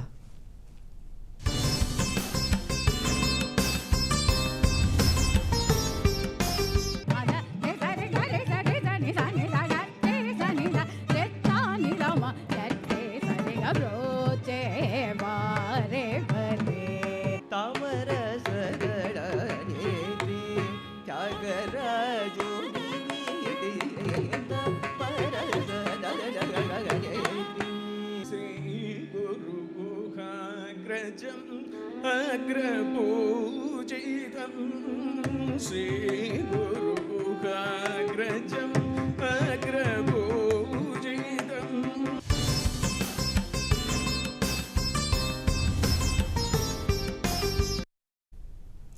സാമൂഹ്യ പാഠം തുടരുന്നു. ടോക്സിക് റിലേഷൻഷിപ്പിനെ കുറിച്ചാണ് നമ്മൾ സംസാരിച്ചുകൊണ്ടിരിക്കുന്നത്. ഇതുമായി ബന്ധപ്പെട്ടിട്ടുള്ള സംശയങ്ങൾ താഴെ കാണുന്ന നമ്പറിൽ ഞങ്ങളെ വിളിച്ച് ചോദിക്കാം. സാർ, നമുക്ക് അടുത്ത കോളിലേക്ക് പോയാലോ? ഹലോ, സാമൂഹ്യ പാഠമാണ്. ഹലോ, പേര് പറയാമോ? ഹലോ, ആ, എവിടുന്ന ലീലാമ്മ വിളിക്കുന്നത്? ഓക്കെ ഓക്കെ, എവിടുന്നാ വിളിക്കുന്നത്? മുരുക്കുമ്പുഴ. ശരി ശരി, സാമൂഹ്യ പാഠത്തിലേക്ക് സ്വാഗതം. സാറിനോട് ചോദിച്ചോളൂ, എന്താന്ന് വെച്ചാൽ പറയൂ. എന്റെ ഹസ്ബൻഡിന് ഭയങ്കര കുടിയും വീട്ടിൽ പ്രശ്നമൊക്കെയാണ്. അപ്പൊ ഇടയ്ക്ക് ഞാൻ ഡോക്ടറെയൊക്കെ കാണിച്ച് ട്രീറ്റ്മെന്റ് നടത്തിക്കൊണ്ടിരിക്കുക. കരളിനൊക്കെ പ്രശ്നമായി, തലച്ചോറ് വരെ ബാധിച്ചെന്ന് പറഞ്ഞു ഡോക്ടർ. ഇപ്പൊ ഒരു 2-2.5 മാസത്തോളം ട്രീറ്റ്മെന്റ് ചെയ്ത് അത് കഴിഞ്ഞിട്ടിരുന്നപ്പോഴത്തേക്ക് പിന്നെ ഗുളിക കഴിക്കുന്നില്ല, ഡോക്ടറെ അടുത്ത് വരുന്നതുമില്ല. ഇത്രയും ഭയങ്കര കുടിയും പ്രശ്നവും സംശയവും മോശം വാക്കുകളൊക്കെയാണ് പറയുന്നത്. ഇനി ആശുപത്രി വിളിച്ചാ വരത്തില്ല, അങ്ങനെയൊക്കെയാണ് പറയുന്നത്. ഭയങ്കര ബുദ്ധിമുട്ടാണല്ലേ? മുന്നോട്ട് കൊണ്ടുപോകാൻ ബുദ്ധിമുട്ടാണെന്ന് തോന്നുന്നുണ്ടോ? മുന്നോട്ട് പോവാൻ ബുദ്ധിമുട്ടാണ്, പക്ഷെ കളഞ്ഞിട്ട് പോവാനും അയ്യോ, കളഞ്ഞിട്ട് പോവുക എന്നുള്ളതല്ല പറഞ്ഞത്. നമുക്ക് മുന്നോട്ട് കൊണ്ടുപോകാൻ ബുദ്ധിമുട്ടിയിട്ടാണെങ്കിലും മുന്നോട്ട് കൊണ്ടുപോയാലേ മതിയാവും. ചോദ്യം പറയാമോ? ഞാൻ ചോദിക്കുന്നത്, ഇപ്പൊ ഈ ട്രീറ്റ്മെന്റ് ചെയ്തിട്ട് ഇനി കുടിക്കുന്നോണ്ട് വല്ല പ്രശ്നവും ഉണ്ടാവും? ഡി അഡിക്ഷൻ സെന്ററിൽ പോയിട്ട് ട്രീറ്റ്മെന്റ് എടുത്തതിന് ശേഷം കുടിച്ചാൽ എന്തെങ്കിലും പ്രശ്നം ഉണ്ടാകുമോ എന്നാണ് ചോദിക്കുന്നത്. ഡി അഡിക്ഷൻ സെന്ററിൽ പോയിട്ട് കുടിച്ചാൽ എന്തെങ്കിലും പ്രശ്നം ഉണ്ടാവും, ഇനിയും പിന്നെയും അതിനുശേഷവും കുടിച്ചാൽ എന്തെങ്കിലും പ്രശ്നം ഉണ്ടാവും എന്നാണോ ചോദിക്കുന്നത്?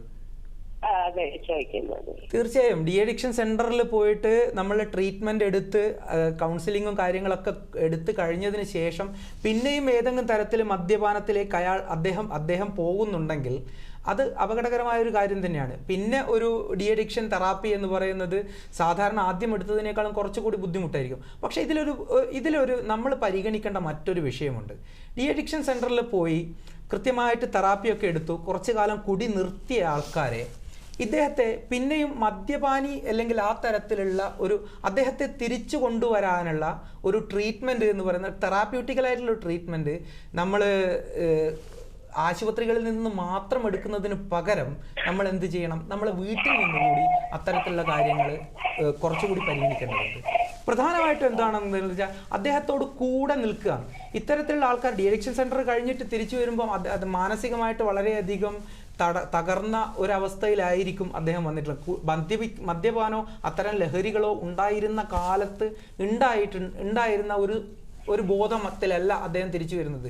അദ്ദേഹം ഒരു ഗിൽട്ട് ഫീലോടുകൂടി, ഒരു കുറ്റവാളിയുടെ ഒരു മാനസികാവസ്ഥയോടുകൂടി വരുമ്പോൾ അതിനെ ഏതെങ്കിലും തരത്തിൽ സ്വാധീനിക്കുന്ന തരത്തിൽ പെരുമാറ്റങ്ങളും മറ്റു കാര്യങ്ങളും നമ്മുടെ ഭാഗത്ത് നിന്ന് ഉണ്ടാവാതിരിക്കുക. സമൂഹം അവരെ അംഗീകരിക്കാത്തൊരു പ്രശ്നമുണ്ട്. പ്രധാനമായിട്ടും ഇത്തരത്തിലുള്ള, ഇപ്പം മദ്യപാനം അല്ല നമ്മുടെ വിഷയമെങ്കിൽ പോലും ഇത്തരത്തിലുള്ള ട്രീറ്റ്മെൻറ്റ് കഴിഞ്ഞിട്ട് തിരിച്ചു വരുന്ന ആൾക്കാരെ സംബന്ധിച്ചിടത്തോളം സമൂഹം അവരെ കൃത്യമായിട്ട് മോശക്കാരായിട്ട് അല്ലെങ്കിൽ ചീത്ത മനുഷ്യരായിട്ട് മുദ്ര കുത്തിയിട്ട് പാർശ്വവൽക്കരിക്കപ്പെടുന്ന ഒരു പ്രശ്നം ഇതുണ്ട്. ഇതിനെ സാധാരണ രീതിയിൽ ഒരു മനുഷ്യനെ സംബന്ധിച്ചിടത്തോളം ഏതെങ്കിലും തരത്തിൽ മാർജിനലൈസ് ചെയ്യപ്പെട്ടാൽ അയാൾക്കത് സഹിക്കാൻ പറ്റില്ല. അയാൾ പിന്നെയും ഇത്തരത്തിൽ തൻ്റെ മനസ്സിനെ മോശമാക്കാൻ അല്ലെങ്കിൽ മനസ്സിനെ ലഹരിക്കടിമപ്പെടാനുള്ള ഒരു ടെൻഡൻസി പാർശ്വവൽക്കരിക്കുന്നത് കൊണ്ട് തന്നെയാണ്. അപ്പം ഇത്തരത്തിലുള്ള ട്രീറ്റ്മെൻറ്റ് കഴിഞ്ഞിട്ട് തിരിച്ചു വരുന്ന ആൾക്കാർ പിന്നെയും പാർശ്വവൽക്കരിക്കപ്പെടുന്നുണ്ടെങ്കിൽ അയാളെ കൃത്യമായിട്ട് ചേർത്ത് പിടിക്കുക, എംപതറ്റിക്കലായിട്ട് ചേർത്ത് പിടിക്കാൻ നമുക്ക് കഴിഞ്ഞിട്ടില്ലെങ്കിൽ, ജീവിക്കാനുള്ള ഏതെങ്കിലും തരത്തിലുള്ള ത്വര അയാളിൽ ഉണ്ടാക്കാൻ നമ്മൾക്ക് കഴിഞ്ഞിട്ടില്ലെങ്കിൽ ഉറപ്പായിട്ടും അദ്ദേഹം തിരിച്ച് പഴയ കൂടാരത്തിലേക്ക് തന്നെ പോകും. അത്തരത്തിലുള്ള പോക്കുകളെ സംബന്ധിച്ചിടത്തോളം എന്താന്ന് വെച്ചാൽ തിരിച്ചു വരാൻ പഴയതിനേക്കാളും ഒട്ടനവധി ബുദ്ധിമുട്ടുള്ള രീതിയിലായിരിക്കും. തിരിച്ചു വരാൻ ഭയങ്കര ബുദ്ധിമുട്ടായിരിക്കും. സാധാരണ രീതിയിൽ ഒരാൾക്ക് ഡി അഡിക്ഷൻ സെന്ററിൽ നിന്ന് തിരിച്ചു വരുന്നത് പോലെ ആയിരിക്കില്ല. ഉറപ്പായിട്ടും ഡി അഡിക്ഷൻ സെന്ററിലേക്ക് ഇനിയും കൊണ്ടുപോകാനൊക്കെ പറ്റും. പക്ഷേ മറ്റനവധി പ്രശ്നങ്ങൾ, ശാരീരിക പ്രശ്നങ്ങളും കൂടി അതിൽ ഉണ്ടാവും എന്നുള്ളത് ഒരു പ്രധാനപ്പെട്ട കാര്യമാണ്. അവരെ തിരിച്ചു വരാൻ ഭയങ്കരമായിട്ട് ബുദ്ധിമുട്ടായിരിക്കും. അതിന് വേണ്ടത് ചെറിയൊരു കാര്യമാണ് കമ്മ്യൂണിക്കേഷൻ എന്ന് പറയുന്നത്. എംപതറ്റിക്കലായിട്ട് അദ്ദേഹത്തെ കേൾക്കാനും, അദ്ദേഹത്തിന് സംഭവിച്ച, അദ്ദേഹത്തിൻ്റെതൊരു രോഗമായിരുന്നു, ഒരിക്കലും എന്തല്ല അദ്ദേഹത്തിൻ്റെ പ്രവൃത്തിയിലുണ്ടായിരുന്ന, അല്ലെങ്കിൽ അദ്ദേഹം മനഃപൂർവ്വം എല്ലാവരെയും ദ്രോഹിക്കണം എന്നുള്ള രീതിയിലല്ല ഇത്തരം പ്രവൃത്തികൾ ചെയ്തതെന്നും അദ്ദേഹത്തിൻ്റെത് രോഗമായിരുന്നെന്നും ആ രോഗം മാറി തിരിച്ചു വന്നത് ഞങ്ങൾക്കറിയാവുന്ന പഴയ ഏറ്റവും സ്നേഹമുള്ള ഞങ്ങളുടെ എൻ്റെ ഭർത്താവിനെയാണ്, അല്ലെങ്കിൽ എൻ്റെ അച്ഛനെയാണ്, അല്ലെങ്കിൽ എൻ്റെ സഹോദരനെയാണ്, സുഹൃത്തിനെയാണ് എന്ന കാര്യം അയാളെ ബോധിപ്പിക്കാൻ നമുക്ക് കഴിഞ്ഞിട്ടുണ്ടെങ്കിൽ നമ്മളെ സംബന്ധിച്ചിടത്തോളം എന്താണ് ഈ ഒരു കാര്യം. അതല്ല ഡി അഡിക്ഷൻ സെൻ്ററിൽ നിന്ന് തിരിച്ചു വന്ന് കഴിഞ്ഞാലും അയാൾ മദ്യപാനി തന്നെയാണ്, അല്ല അയാൾ പണ്ട് എത്രയോ കാലം ആൾക്കാരെ മുഴുവൻ ഉപദ്രവിച്ചിരുന്ന ആളാണ് എന്നൊക്കെ വിചാരിച്ചിട്ട് അയാളല്ലേ, അയാൾ വളരെ മോശക്കാരനാണ്, അയാളൊന്നും ഒഴിവാക്കിയേക്ക്, അല്ലെ അയാളെ നമ്മുടെ പ്രധാനപ്പെട്ട കുടുംബ ഫംഗ്ഷനുകളിലൊന്നും അയാളെ ഉൾപ്പെടുത്തണ്ട എന്നുള്ള രീതിയിലുള്ള ഒരു പെരുമാറ്റം നമ്മളെ അത്തരത്തിലുള്ള ആൾക്കാർക്ക് കൊടുത്താൽ തിരിച്ച് അവർ പഴയ കൂടാരത്തിലേക്ക് തന്നെ പോകും. പിന്നെ തിരിച്ചു കൊണ്ടുവരാൻ വലിയ ബുദ്ധിമുട്ടാണ്. കുടുംബത്തിനും അതുപോലെ തന്നെ സമൂഹത്തിനും വലിയൊരു പങ്കുണ്ട് ഒരു വ്യക്തിയെ നമുക്ക് എന്താണ് വാർത്തെടുക്കുന്നതിൽ. തീർച്ചയായും. ഓക്കെ, നമ്മുടെ വിഷയം മദ്യപാനമല്ല, ടോക്സിസിറ്റി ഇൻ റിലേഷൻഷിപ്പാണ്. ബന്ധങ്ങളിലുണ്ടാകുന്ന ടോക്സിസിറ്റിയെക്കുറിച്ചാണ് നമ്മൾ സംസാരിക്കുന്നത്. ഇതുമായിട്ട് ബന്ധപ്പെട്ടിട്ടുള്ള ചോദ്യങ്ങൾ വേണം താഴെ കാണുന്ന നമ്പറിൽ ഞങ്ങളെ വിളിച്ച് ചോദിക്കാൻ. സർ, അതുപോലെ തന്നെ ഈ ടോക്സിസിറ്റിയുടെ കാരണങ്ങളെക്കുറിച്ച് പറയുമ്പോൾ നമുക്ക് എങ്ങനെയാണ് ഒരാളുടെ നമ്മളോടുള്ള സ്നേഹം ടോക്സിക്കായിട്ട് മാറുന്നുണ്ടെന്ന് നമുക്ക് എങ്ങനെ തിരിച്ചറിയാനായിട്ട് സാധിക്കും? എന്തൊക്കെ സിംറ്റംസ് ആണ് അതിന് നമുക്ക് പറഞ്ഞു കൊടുക്കാൻ പറ്റും? കൃത്യമായിട്ട് ഞാൻ നേരത്തെ പറഞ്ഞു, സാധാരണ രീതിയിൽ ബുദ്ധിമുട്ടുള്ള ബന്ധങ്ങൾ എല്ലായിടത്തും ഉണ്ടാവും. ഒരു ഭാര്യയും ഭർത്താവും, ഭാര്യയുടെ ചിന്താഗതികളുമായിട്ട് വ്യത്യസ്തമായ ചിന്താഗതിയുള്ള ഭർത്താക്കന്മാരുണ്ടാവും, ഭർത്താവിൻ്റെ ചിന്താഗതിയായിട്ട് വ്യത്യസ്തമായ ചിന്താഗതിയുള്ള ഭാര്യമാരുണ്ടാവും, സൗഹൃദങ്ങളിലുണ്ടാവും, സുഹൃത്തിൻ്റെ കാഴ്ചപ്പാടുകളിൽ നിന്ന് വ്യത്യസ്തമായ കാഴ്ചപ്പാട്, ഇത്തരം ബന്ധങ്ങളിലൊക്കെ ചെറിയ ചെറിയ ബുദ്ധിമുട്ടുകളുണ്ടാവും. അതിനെയൊന്നും നമുക്ക് ടോക്സിക് റിലേഷൻ എന്ന് പറയാൻ പറ്റില്ല. പക്ഷേ ടോക്സിക് റിലേഷൻ എന്ന് പറയുമ്പോൾ ഏറ്റവും ആദ്യത്തെ സിംറ്റം എന്ന് പറയുന്നത് അപ്പുറത്തിരിക്കുന്ന ആളെ കൃത്യമായിട്ട് കൺട്രോൾ ചെയ്ത് നിർത്താനുള്ള ഒരു ത്വര ഈ വ്യക്തിക്ക് കൃത്യമായിട്ടുണ്ടാവും. ഇനിയിപ്പോൾ ഭാര്യ ആയിക്കോട്ടെ, ഞാൻ ചിന്തിക്കുന്നത് പോലെ ചിന്തിച്ചിട്ടില്ലെങ്കിൽ അവർ വേണ്ട എന്നുള്ള രീതിയിൽ എല്ലാ തരത്തിലും 2-3 തരത്തിലുള്ള ടോക്സിസിറ്റി റിലേഷൻഷിപ്പിലുണ്ട്. അതിൽ ഏറ്റവും പ്രധാനപ്പെട്ടത് വിസിബിൾ ആയിട്ടുള്ള ടോക്സിസിറ്റിയാണ്. കൃത്യമായിട്ട് അവരെ ബുദ്ധിമുട്ടിക്കുക, ഏറ്റവും കൂടുതലായിട്ട് ബുദ്ധിമുട്ടിക്കുക, വെർബൽ അബ്യൂസ് ചെയ്യുക, ഏറ്റവും കൂടുതലായിട്ട് വാക്കുകൾ കൊണ്ട് അബ്യൂസ് ചെയ്യുക. ഇത്തരത്തിലുള്ള ആൾക്കാരുടെ ഒരു പ്രത്യേകത ഞാൻ മനസ്സിലാക്കിയത് എന്താണെന്ന് വെച്ചാൽ, വാക്കുകൾ കൊണ്ട് അബ്യൂസ് ചെയ്യുമ്പോൾ അവരുടെ പ്രതികരണങ്ങൾ അതുപോലെ തന്നെയുള്ള പ്രതികരണങ്ങളാവുമ്പോൾ ഇത്തരത്തിലുള്ള ആൾക്കാർ വളരെയധികം സന്തോഷിക്കുന്നതായിട്ട് കാണുന്നുണ്ട്. അവർക്ക് വേണ്ടത് ഇത്തരം പ്രതികരണങ്ങളാണ്. എന്താണ്? ഞങ്ങൾ തമ്മിൽ ഉള്ള ഒരു പ്രശ്നത്തെ വിസിബിൾ ആക്കുക. പ്രധാനപ്പെട്ട ഒരു 60% ടോക്സിക് റിലേഷൻഷിപ്പും ഇങ്ങനെയായിരിക്കും.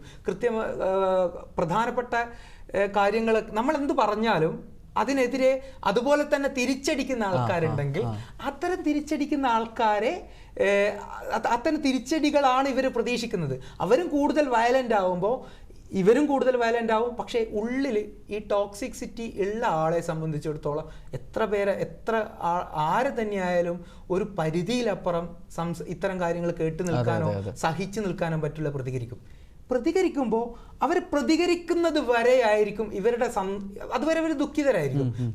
അതിനെ നമുക്ക് അതൊരു തരം പേഴ്സണാലിറ്റി ഡിസോർഡറാണ്. വളരെ പ്രധാനപ്പെട്ട നാർസിസ്റ്റിക് പേഴ്സണാലിറ്റി ഡിസോർഡർ എന്ന് പറയുന്ന ഒരു തരം പേഴ്സണാലിറ്റി ഡിസോർഡർ, വളരെ മാരകമായിട്ടുള്ള ഒരു പേഴ്സണാലിറ്റി ഡിസോർഡറാണ്. അതിൻ്റെ ഏറ്റവും പ്രധാനമായിട്ടുള്ള സിംറ്റം, അപ്പുറത്തിരിക്കുന്ന ആള് സങ്കടപ്പെടുന്നുണ്ടെങ്കിൽ, അപ്പുറത്തിരിക്കുന്ന ആള് ദുഃഖിക്കുന്നുണ്ടെങ്കിൽ എന്താണ് ഈ ടോക്സിസിറ്റി ഉള്ള ആൾക്കാർ, ഈ ടോക്സിക് ആയിട്ടുള്ള മനുഷ്യൻ വളരെയധികം സന്തോഷിക്കും എന്നുള്ളതാണ്. ഏറ്റവും പ്രധാനമായിട്ടുള്ള കാര്യം കൺട്രോളിംഗ് ആണ്. കൃത്യമായിട്ട് കൺട്രോൾ ചെയ്യുക. ഞാൻ വരച്ച വരയിൻ്റെ അപ്പുറത്തേക്ക് ഇവർ പോകുന്നുണ്ടെങ്കിൽ ഞാൻ കൃത്യമായിട്ട് ശക്തമായിട്ട് പ്രതികരിക്കും എന്നുള്ള ബോധം നമ്മുടെ ബന്ധങ്ങളിലെ രണ്ടാമത്തെ ആളെ ബോധ്യപ്പെടുത്താൻ ശ്രമിക്കുക എന്നുള്ളതാണ് ടോക്സിസിറ്റിയിലുള്ള ഏറ്റവും ആദ്യത്തെ സിംറ്റം എന്ന് പറയുന്നത്. രണ്ടാമത്തേത്, ഇതുമായിട്ട് ബന്ധപ്പെട്ടിട്ട് പ്രശ്നങ്ങൾ ഉണ്ടായി തുടങ്ങിയാൽ ഗ്യാസ് ലൈറ്റിംഗ് എന്ന് പറയുന്ന ഒരു വേർഡ് ഉണ്ട്. ഗ്യാസ് ലൈറ്റിംഗ് എന്ന് പറയുന്നത് എന്താണെന്ന് വെച്ചാൽ, ഒരു ഭർത്താവ് ഇപ്പോൾ ഒരു ജോലി ഇല്ലാത്ത ഭാര്യ ആയിക്കോട്ടെ, ജോലിയുള്ള ഭർത്താവും അങ്ങനെയാണെങ്കിൽ അവരോട് പറയും, ഞാൻ നിന്നെ സംരക്ഷിക്കുന്നുണ്ട്, ഞാൻ നിന്നെ ഇത്രയും കാലമായിട്ട് നിനക്ക് വേണ്ട കാര്യങ്ങളൊക്കെ ഞാൻ ചെയ്തു തരുന്നുണ്ട്, അങ്ങനെ എന്നിട്ടും നീ എന്നോട് ഇങ്ങോട്ട് തർക്കിക്കാൻ വരുന്നു. ഞാൻ ചെയ്ത ഒരുപാട് ഉപകാരങ്ങളുടെ എൻ്റെ ഔദാര്യത്തിലാണ് നീ ജീവിക്കുന്നത്. ഇതിപ്പോൾ ഭാര്യയും ഭർത്താവും തന്നെ ആയിക്കൊള്ളുന്നില്ല, ഇപ്പോൾ ഒരു പ്രണയത്തിലായിക്കോട്ടെ, പ്രണയികൾ തമ്മിലുള്ള ഒരു കാര്യമാണ്. ഇപ്പോൾ പുതുതായിട്ടുള്ള കുറേ ന്യൂജൻ വേർഡുകളുണ്ട്. കലിപ്പൻ്റെ കാന്താരി എന്നൊക്കെ പറഞ്ഞിട്ടുള്ള ചില വേർഡുകളൊക്കെ നമ്മൾ ഇൻസ്റ്റാഗ്രാമിലും മറ്റിലൊക്കെ കാണുന്നുണ്ട്. അതായത് സ്ത്രീകളെ സംബന്ധിച്ചിടത്തോളം അതിൽ മറ്റൊരു കാര്യം കൂടിയുണ്ട്, അത് പറയാം. ഞാൻ എൻ്റെ നിയന്ത്രണത്തിൻ്റെ അപ്പുറത്തേക്ക് നീ പോകുന്നുണ്ടെങ്കിൽ അത് തെറ്റാണെന്ന് കൃത്യമായിട്ട് അവരെ ബോധ്യപ്പെടുത്താൻ വേണ്ടി ഞാൻ ശ്രമിക്കുക എന്നുള്ളതാണ് ഏറ്റവും ആദ്യത്തെ രണ്ടാമത്തെ ഒരു ലക്ഷണം എന്ന് പറയുന്നത്. പിന്നെ പ്രശ്നങ്ങൾ തുടങ്ങി, സ്വാഭാവികമായിട്ടും ടോക്സിസിറ്റി മനസ്സിലാക്കി തുടങ്ങിയാൽ പ്രശ്നങ്ങൾ തുടങ്ങും. നമ്മൾ ഒരു പരിധിയിലപ്പുറം ബന്ധങ്ങളിലൊക്കെ നമ്മൾ പ്രതികരിച്ച് തുടങ്ങും. പ്രതികരിക്കാതിരിക്കാൻ വളരെ ചുരുക്കം പ്രതികരിക്കാതിരിക്കുന്ന ആൾക്കാരുണ്ട്. ആ പ്രതികരിക്കാതിരിക്കുന്ന ആൾക്കാരെ സംബന്ധിച്ചിടത്തോളം അവർക്ക് അതിന് മറ്റൊരു കാരണമുണ്ട്. അതും ഒരു തരത്തിലുള്ള മാനസിക പ്രശ്നം തന്നെയാണ്. ഇത്തരത്തിലുള്ള അദ്ദേഹം ചെയ്യുന്നത് അല്ലെങ്കിൽ അവർ ചെയ്യുന്നത് മുഴുവൻ, എന്നോട് ചെയ്യുന്നത് മുഴുവൻ ശരിയാണെന്ന് വിശ്വസിച്ചിട്ട് ഞാൻ ഈ അടി കൊള്ളാൻ അല്ലെങ്കിൽ അർഹയായിട്ടുള്ള ആളാണെന്ന് വിശ്വസിക്കുന്ന ആൾക്കാരുണ്ട്. അത്തരത്തിലുള്ള ആൾക്കാരല്ലാത്തത് പ്രതികരിച്ചു തുടങ്ങും. അങ്ങനത്തെ ബന്ധങ്ങളിലല്ലാത്ത ആൾക്കാർ പ്രതികരിച്ച് തുടങ്ങുമ്പോഴാണ് സാധാരണ രീതിയിൽ ടോക്സിക് റിലേഷൻസിലുള്ള ടോക്സിസിറ്റി പലപ്പോഴും കയ്യാങ്കളിയിലേക്കൊക്കെ വഴി വയ്ക്കും. നമുക്ക് അതിലേക്ക് വരാം സർ, അടുത്ത കോൾ എടുത്തതിന് ശേഷം. ഹലോ, സാമൂഹ്യ പാഠമാണ്. ഹലോ, കേൾക്കുന്നുണ്ടോ? ഹലോ, പേര് പറഞ്ഞാട്ടെ. എവിടുന്ന് രമണി വിളിക്കുന്നത്? ശരി, ചോദിച്ചോളൂ. എന്താന്ന് വെച്ചാൽ പറഞ്ഞോളൂ. ചോദ്യം ചോദിച്ചോളൂ, പറയൂ.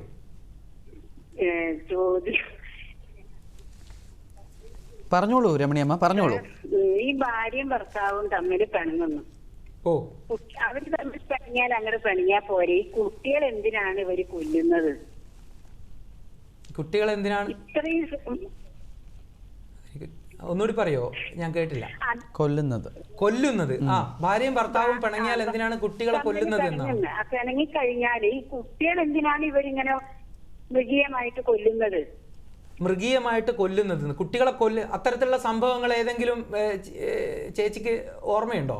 അതിന് വേണ്ടിയിട്ട് ബോധവൽക്കരണം സാറ് പറയണം. അല്ല രമണി ചേച്ചി, ഞാൻ ചോദിക്കുന്നത് ഭാര്യയും ഭർത്താവും തമ്മിൽ പിണങ്ങുന്നതിന്റെ ഭാഗമായിട്ട് ഏതെങ്കിലും കുട്ടിയെ കൊന്നതായിട്ട് അല്ലെങ്കിൽ അത്തരത്തിലുള്ള സംഭവങ്ങൾ ഏതെങ്കിലും രമണി ചേച്ചിക്ക് അറിയാവോ? അറിയാം. കഴിഞ്ഞ പ്രാവശ്യം നമ്മൾ ടിവിയിൽ കണ്ടതല്ലേ, ഒരു ഡോക്ടറെ 2 മക്കളെ കൊന്നത്, അച്ഛനും മരിച്ച്. ഭാര്യയും ഭർത്താവും തമ്മിൽ പിണങ്ങിയിട്ട് അച്ഛൻ 2 കുഞ്ഞുങ്ങളെയും കൊന്നിട്ട് അച്ഛൻ ആത്മഹത്യ ചെയ്യുന്നു എന്നുള്ളത്. ഇത് മറ്റൊരു എന്തിനാണ് ഇവര് കൊല്ലുന്നത്? അത് കാണുമ്പോഴും കേൾക്കുമ്പോഴും ഭയങ്കര വിഷമം. തീർച്ചയായും ഒരാളെ കൊല്ലുക എന്നല്ല, ഏതെങ്കിലും തരത്തിൽ ഒരു മനുഷ്യജീവിയെ ഏതെങ്കിലും തരത്തിൽ ഹാംഫുൾ ആക്കുന്ന, ഏതെങ്കിലും തരത്തിൽ വിഷമിപ്പിക്കുന്ന കാര്യങ്ങളൊന്നും സാധാരണ ഒരു മാനസിക സ്ഥിതിയുള്ള ആൾക്കാർക്ക് കണ്ടു നിൽക്കാൻ പറ്റൂല. ഇതിൽ മറ്റൊരു കാര്യം കൂടിയുണ്ട്. ഈ ഒരാൾക്ക് സാധാരണ ഒരു സൈക്കോപാത്ത് എന്ന് പറയുന്ന രീതിയിൽ ഉള്ള ഒരാൾക്കല്ലാതെ സാധാരണ രീതിയിൽ ഇങ്ങനെയൊന്നും ചെയ്യാൻ പറ്റില്ല. ഭാര്യയും ഭർത്താവും പിണങ്ങുക എന്ന് പറയുന്നത് ഈ ഒരു അവസരത്തിൽ ഭാര്യയിൽ നിന്ന് ഭാര്യയും ഭർത്താവും തമ്മിലുള്ള പിണക്കം മാത്രമായിരിക്കില്ല ആ വ്യക്തിയെ ഇത്തരത്തിലുള്ള പാതകങ്ങളിലേക്ക് നയിക്കുന്നത് എന്ന് വളരെ പ്രധാനപ്പെട്ടതാണ്. മനുഷ്യൻ എന്ന് പറയുന്നത് 100% നോർമലായിട്ടുള്ള ഒരു മനുഷ്യനും ലോകത്തില്ല. 100% നോർമലായിട്ടുള്ള മിനിമം എന്താണ്, കുറച്ച് ചെറിയ ശതമാനമെങ്കിലും അബ്നോർമലായിട്ടുള്ള മനുഷ്യന്മാർ തന്നെയായിരിക്കും. മനുഷ്യന്മാർ മോശമായിട്ട് ആരോടെങ്കിലും പെരുമാറുന്നുണ്ടെങ്കിൽ അതിന് പൂർണ്ണമായിട്ടുള്ള കാരണം അയാൾ രാവിലെ എഴുന്നേറ്റിരുന്നിട്ട് ഇന്നയാളോട് മോശമായിട്ട് പെരുമാറാം, അല്ലെങ്കിൽ ഇത്തരം മോശം കാര്യങ്ങൾ ഇനി ചെയ്യാം എന്ന് തീരുമാനിച്ചുറപ്പിച്ചിട്ടല്ല അദ്ദേഹം ഇത്തരം പ്രവൃത്തികളിലേക്ക് പോകുന്നത്. അത്തരം പ്രവൃത്തികളിലേക്ക് പോകുന്നുണ്ടെങ്കിൽ അത് അദ്ദേഹത്തിൻ്റെ മാത്രം ഉത്തരവാദിത്തമല്ല, അതിനേറ്റവും വലിയ ഒരു ഉത്തരവാദിത്തം എന്ന് പറയുന്നത് സമൂഹത്തിൻ്റെ കാഴ്ചപ്പാടുകളുമായിട്ട് ബന്ധപ്പെട്ടിട്ട് അതിന് വലിയ, നമ്മൾക്കൊക്കെ ഞാനും ചേച്ചിയും അടങ്ങുന്ന സമൂഹത്തിന് ഇതിന് വലിയൊരു ഉത്തരവാദിത്തമുണ്ട്. അദ്ദേഹം എന്തിനാണ് കൊല്ലുന്നതെന്ന് ഒരു കാരണവശാലും കൊല്ലാൻ പാടില്ല. അതിൻ്റെ അപ്പുറത്തേക്ക് ചേച്ചി ചോദിച്ച ചോദ്യത്തിൻ്റെ ഇതിൽ ചേച്ചി ഒരു കാര്യം കൂടി നമ്മൾ മനസ്സിലാക്കണം. ഭാര്യയും ഭർത്താവും തമ്മിൽ പിണങ്ങുന്നത് എന്തിനാണ് എന്നുള്ള ചോദ്യമാണ് ആദ്യം ചോദിക്കേണ്ടത്. നമ്മൾ പിണങ്ങിയതിന് ശേഷം ആ പിണക്കത്തിൻ്റെ കാരണമായിട്ടാണല്ലോ ചേച്ചി പറഞ്ഞ കൊലപാതകം നടക്കുന്നത്. കൊലപാതകം എന്ന് പറയുന്നത് ഒരു പിണക്കത്തിൽ നിന്നൊന്നും ഒരു കൊലപാതകം നടക്കില്ല എന്നുള്ള ബോധ്യം നമുക്കുണ്ട്. എന്തായാലും ഏറ്റവും പ്രിയപ്പെട്ടവരെ കൊല്ലണം എന്നുള്ള രീതിയിലേക്ക് മനസ്സ് പോയിട്ടുണ്ടെങ്കിൽ ഏതെങ്കിലും തരത്തിലുള്ള മാനസിക രോഗങ്ങൾ അദ്ദേഹത്തെ ഗ്രസിച്ചിട്ടുണ്ടാവും എന്നത് പ്രധാനപ്പെട്ട ഒരു കാര്യമാണ്. അടുത്ത ചോദ്യം എന്താണെന്ന് നമ്മളെ വിഷയം ടോക്സിസിറ്റി ഇൻ റിലേഷൻഷിപ്പ് എന്നത് ആയതുകൊണ്ട് തന്നെ ചേച്ചിയുടെ ചോദ്യത്തിന് എനിക്ക് ചോദിക്കാനുള്ള ഒരു ചോദ്യം, എന്തുകൊണ്ടാണ് ഭാര്യയും ഭർത്താവും തമ്മിൽ പിണങ്ങുന്നത്? അതിൻ്റെ കാരണങ്ങൾ എന്താണെന്ന് നമുക്കൊന്ന് നോക്കാം. അതിൽ ഏറ്റവും പ്രധാനപ്പെട്ട ഒരു കാര്യം എന്താണെന്ന് വെച്ചാൽ പരസ്പരം ഉള്ള ബഹുമാനമില്ലായ്മയാണ് പിണക്കത്തിൻ്റെ കാരണം. ഞാൻ ബഹുമാനിക്കപ്പെടേണ്ടവനാണെന്നും അപ്പുറത്ത് നിൽക്കുന്ന ആൾ, ഇപ്പം ഭർത്താവ് ഞാൻ ബഹുമാനിക്കപ്പെടേണ്ടതാണെന്നും ഭാര്യ ബഹുമാനിക്കപ്പെടേണ്ടവരല്ല എന്നും, ഭർത്താവിനെ ഭാര്യ ചേട്ടാ എന്ന് വിളിക്കുകയും ഭാര്യയെ ഭർത്താവ് ഡി എന്ന് വിളിക്കുകയും ചെയ്യുന്നതിൽ നിന്ന് തുടങ്ങുന്നുണ്ട് ഈ ബഹുമാനക്കുറവ്. മ്യൂച്വൽ റെസ്പെക്റ്റ് ഇല്ലാത്ത ബന്ധങ്ങൾ, നമ്മൾ നേരത്തെ പറഞ്ഞ കാര്യങ്ങൾ എന്തുകൊണ്ടാണ് ടോക്സിസിറ്റിയിലേക്ക് പോകുന്നത് എന്നുള്ളതിൻ്റെ ഏറ്റവും പ്രധാനപ്പെട്ട ഒരു കാരണം എന്താണ്? മ്യൂച്വൽ റെസ്പെക്റ്റ് ഇല്ലാത്ത ബന്ധങ്ങളാണ്.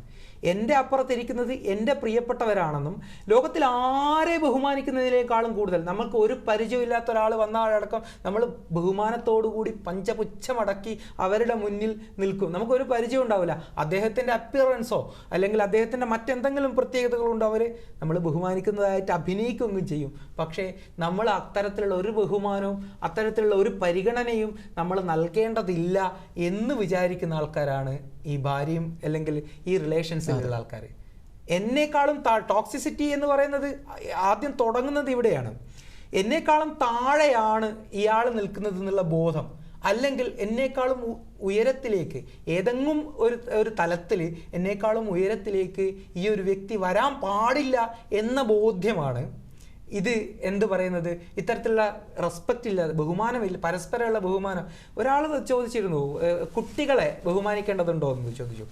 അതിൽ നമ്മൾ പറയുന്ന സ്ഥിരമായിട്ട് വീട്ടിലൊരു ഗ്ലാസ് പൊട്ടുകയാണെന്ന് വെച്ചോ, വീട്ടിലൊരു ഗ്ലാസ് പൊട്ടുമ്പോൾ നമ്മൾ ടോക്സിസിറ്റി എന്ന് പറയുന്നത് ഭാര്യയും ഭർത്താവും പ്രണയിനികൾ തമ്മിൽ മാത്രമുള്ളതല്ല, എല്ലാ ബന്ധങ്ങളും, അച്ഛനും മകനും തമ്മിലുള്ള, അച്ഛനും അമ്മയും തമ്മിലുള്ള, രക്ഷിതാക്കളും കുട്ടികളും തമ്മിലുള്ള ബന്ധത്തിലൊക്കെ കൃത്യമായ ടോക്സിക് എലമെൻറ്റ്സ് ഉണ്ട് എന്ന് നമുക്ക് തിരിച്ചറിയാൻ പറ്റും. നമ്മളൊരു വീട്ടിലൊരു ഗ്ലാസ് പൊട്ടുകയെന്ന് വെച്ചോ, ഗ്ലാസ് പൊട്ടിച്ചതൊരു കുട്ടിയാണെങ്കിൽ രണ്ട് കാര്യങ്ങളാണ് നടക്കുക. ഒന്ന്, അയാളോട് ഭയങ്കരമായിട്ടുള്ള ഔദാര്യം കാണിക്കും. സാരമില്ല മോനെ, ഗ്ലാസ് അല്ലേ, പൊട്ടിയില്ലേ, ഇനി നമുക്ക്, അയാളോട് ഭയങ്കരമായിട്ടുള്ള ഔദാര്യം കാണിക്കും. നമ്മുടെ വിശാല മനസ്കനായിട്ടുള്ള ഞങ്ങൾ നിന്നോട് ക്ഷമിച്ചിരിക്കുന്നു എന്നുള്ളത് പറയും. അല്ലെങ്കിൽ മറ്റൊരു രീതി പറയും, നീ എവിടെ നോക്കിയിട്ടാണ് നടക്കുന്നത്, നിനക്ക് തീരെ ശ്രദ്ധയില്ല, അവനെ കുറേ കുറ്റപ്പെടുത്തുകയും ചെയ്യും. ആ കുട്ടി അത് കഴിഞ്ഞ്, ആ ഇൻസിഡൻറ്റ് കഴിഞ്ഞ് അത് കഴിഞ്ഞ് ആ ദിവസം കഴിഞ്ഞു പോവുകയും ചെയ്യും. നേരെ തിരിച്ച് മറ്റൊരു ദിവസം ഒരു ഗ്ലാസ് പൊട്ടുകയാണ്, അല്ലെങ്കിൽ മറ്റേതെങ്കിലും സാധനം പൊട്ടുന്നത് വീട്ടിലെ ഗൃഹനാഥൻ്റെ കയ്യിൽ നിന്നോ അല്ലെങ്കിൽ മറ്റാരുടെയും കയ്യിൽ നിന്നാണെങ്കിൽ ഒന്നും സംഭവിക്കില്ല. നമ്മൾ അങ്ങോട്ട് സംസാരിക്കുകയില്ല, ഒന്നും പറയില്ല, അതടിച്ച് തുടച്ച് കളഞ്ഞ് ആ പ്രശ്നം അവിടെ അവസാനിക്കുന്നു. എന്താണ് നിങ്ങൾ ഇത്തരത്തിലുള്ള ആൾക്കാരോട്, നമ്മളെക്കാളും വൾണറബിൾ ആയിട്ടുള്ള ആൾക്കാരോട് നമ്മൾ കാണിക്കുന്ന ഔദാര്യമാണ് അവരുടെ ജീവിതം എന്ന ബോധ്യം നമ്മളെ ടോക്സിക് റിലേഷൻസിലേക്ക്, നമ്മുടെ റിലേഷൻസിൽ ടോക്സിസിറ്റി ഉണ്ടാക്കാൻ കൂടുതൽ ഉതകുന്ന ഒരു സാധനമാണ്. ഓക്കെ രമണിയമ്മ, അപ്പോൾ സംശയം മാറുന്നു വിശ്വസിക്കുന്നു. വിളിച്ചത് സന്തോഷം, താങ്ക് യു ഫോർ കോളിംഗ്. നമ്മൾ പറഞ്ഞു നിർത്തിയത് ഇപ്പോൾ ഈ ബന്ധങ്ങളിലെ ഈ കയ്യാങ്കളിയിലേക്ക് പോകുന്നൊരവസ്ഥ, അതിനെക്കുറിച്ച് നമ്മൾ പറഞ്ഞു നിർത്തിയത്. ഇത് ഞാൻ നേരത്തെ നാർസിസ്റ്റിക് പേഴ്സണാലിറ്റി ഡിസോർഡറിനെ കുറിച്ച് പറഞ്ഞു. ഇത്തരത്തിലുള്ള ആൾക്കാരെ സംബന്ധിച്ചിടത്തോളം, ഇത്തരത്തിലുള്ള ആൾക്കാർ ഒരാൾ ബുദ്ധിമുട്ടുന്നതിൽ അല്ലെങ്കിൽ ഒരാൾ ഏതെങ്കിലും തരത്തിൽ വിഷമിക്കുന്നതിൽ വളരെയധികം സന്തോഷം കണ്ടെത്തുന്ന ആൾക്കാരാണ്. അവരെ ബുദ്ധിമുട്ടിക്കാൻ വേണ്ടി അവരുടെ വിഷമം വിഷ്വലൈസ് ചെയ്ത് കണ്ടാൽ ഉടനെ തന്നെ എന്ത് ചെയ്യും, അവരെ സംബന്ധിച്ചോളം ഇപ്പുറത്തുള്ള ആൾ സന്തോഷിക്കുക. അവരെ സന്തോഷം കൃത്യമായിട്ട് കാണിച്ചിട്ടില്ല എന്നുള്ളത്. വെർബൽ അബ്യൂസിലൂടെ ബുദ്ധിമുട്ടിക്കാൻ പറ്റുമെങ്കിൽ വെർബൽ അബ്യൂസിലൂടെ പരമാവധി ബുദ്ധിമുട്ടിക്കും. അതിനുശേഷം ഇവർക്ക് മതിയാവില്ല. അവരെ അപ്പുറത്തുള്ള ആളെ, ഇപ്പം അത് ആണുങ്ങൾ പെണ്ണുങ്ങളോടും ആവാം, സ്ത്രീകൾ പുരുഷന്മാരോടും ആവാം, പുരുഷന്മാർ സ്ത്രീകളോടും ആവാം ഇത്തരത്തിലുള്ള ബുദ്ധിമുട്ടികൾ ഉണ്ടാക്കൽ. ഇത് വെർബൽ അബ്യൂസിലൂടെ നടന്നിട്ടില്ലെങ്കിൽ അടുത്തത് അവരെ വേദനിപ്പിക്കുക എന്നുള്ളതാണ്. ഈ വേദനിപ്പിക്കുന്ന തലത്തിലേക്ക് പോകുന്നുണ്ടെങ്കിൽ, കയ്യാങ്കളി ഉണ്ടാക്കുക അല്ലെങ്കിൽ ഏതെങ്കിലും തരത്തിൽ ഫിസിക്കലി ഹാംഫുൾ ആയിട്ടുണ്ടെങ്കിൽ, ഇപ്പോഴും നമ്മുടെ രാജ്യം അതിനെതിരെ എങ്ങനെയാണ് പ്രതികരിക്കേണ്ടത്, അല്ലെങ്കിൽ അത്തരം കാര്യങ്ങൾ എങ്ങനെയാണ് കൈകാര്യം ചെയ്യേണ്ടത് എന്ന ഒരു സാമൂഹിക ബോധം നമുക്ക് ഇതുവരെ വന്നിട്ടില്ല. ഏതെങ്കിലും ഒരു വികസിത രാജ്യങ്ങളിൽ, അമേരിക്കയിലായിക്കോട്ടെ, യൂറോപ്പിലായിക്കോട്ടെ, ഏതെങ്കിലും തരത്തിൽ ഭർത്താവിനെ ഭാര്യയോ ഉപദ്രവിച്ചിട്ടുണ്ടെങ്കിൽ വളരെ കൃത്യമായിട്ട് നിയമ നടപടികൾ അവർ സ്വീകരിക്കും.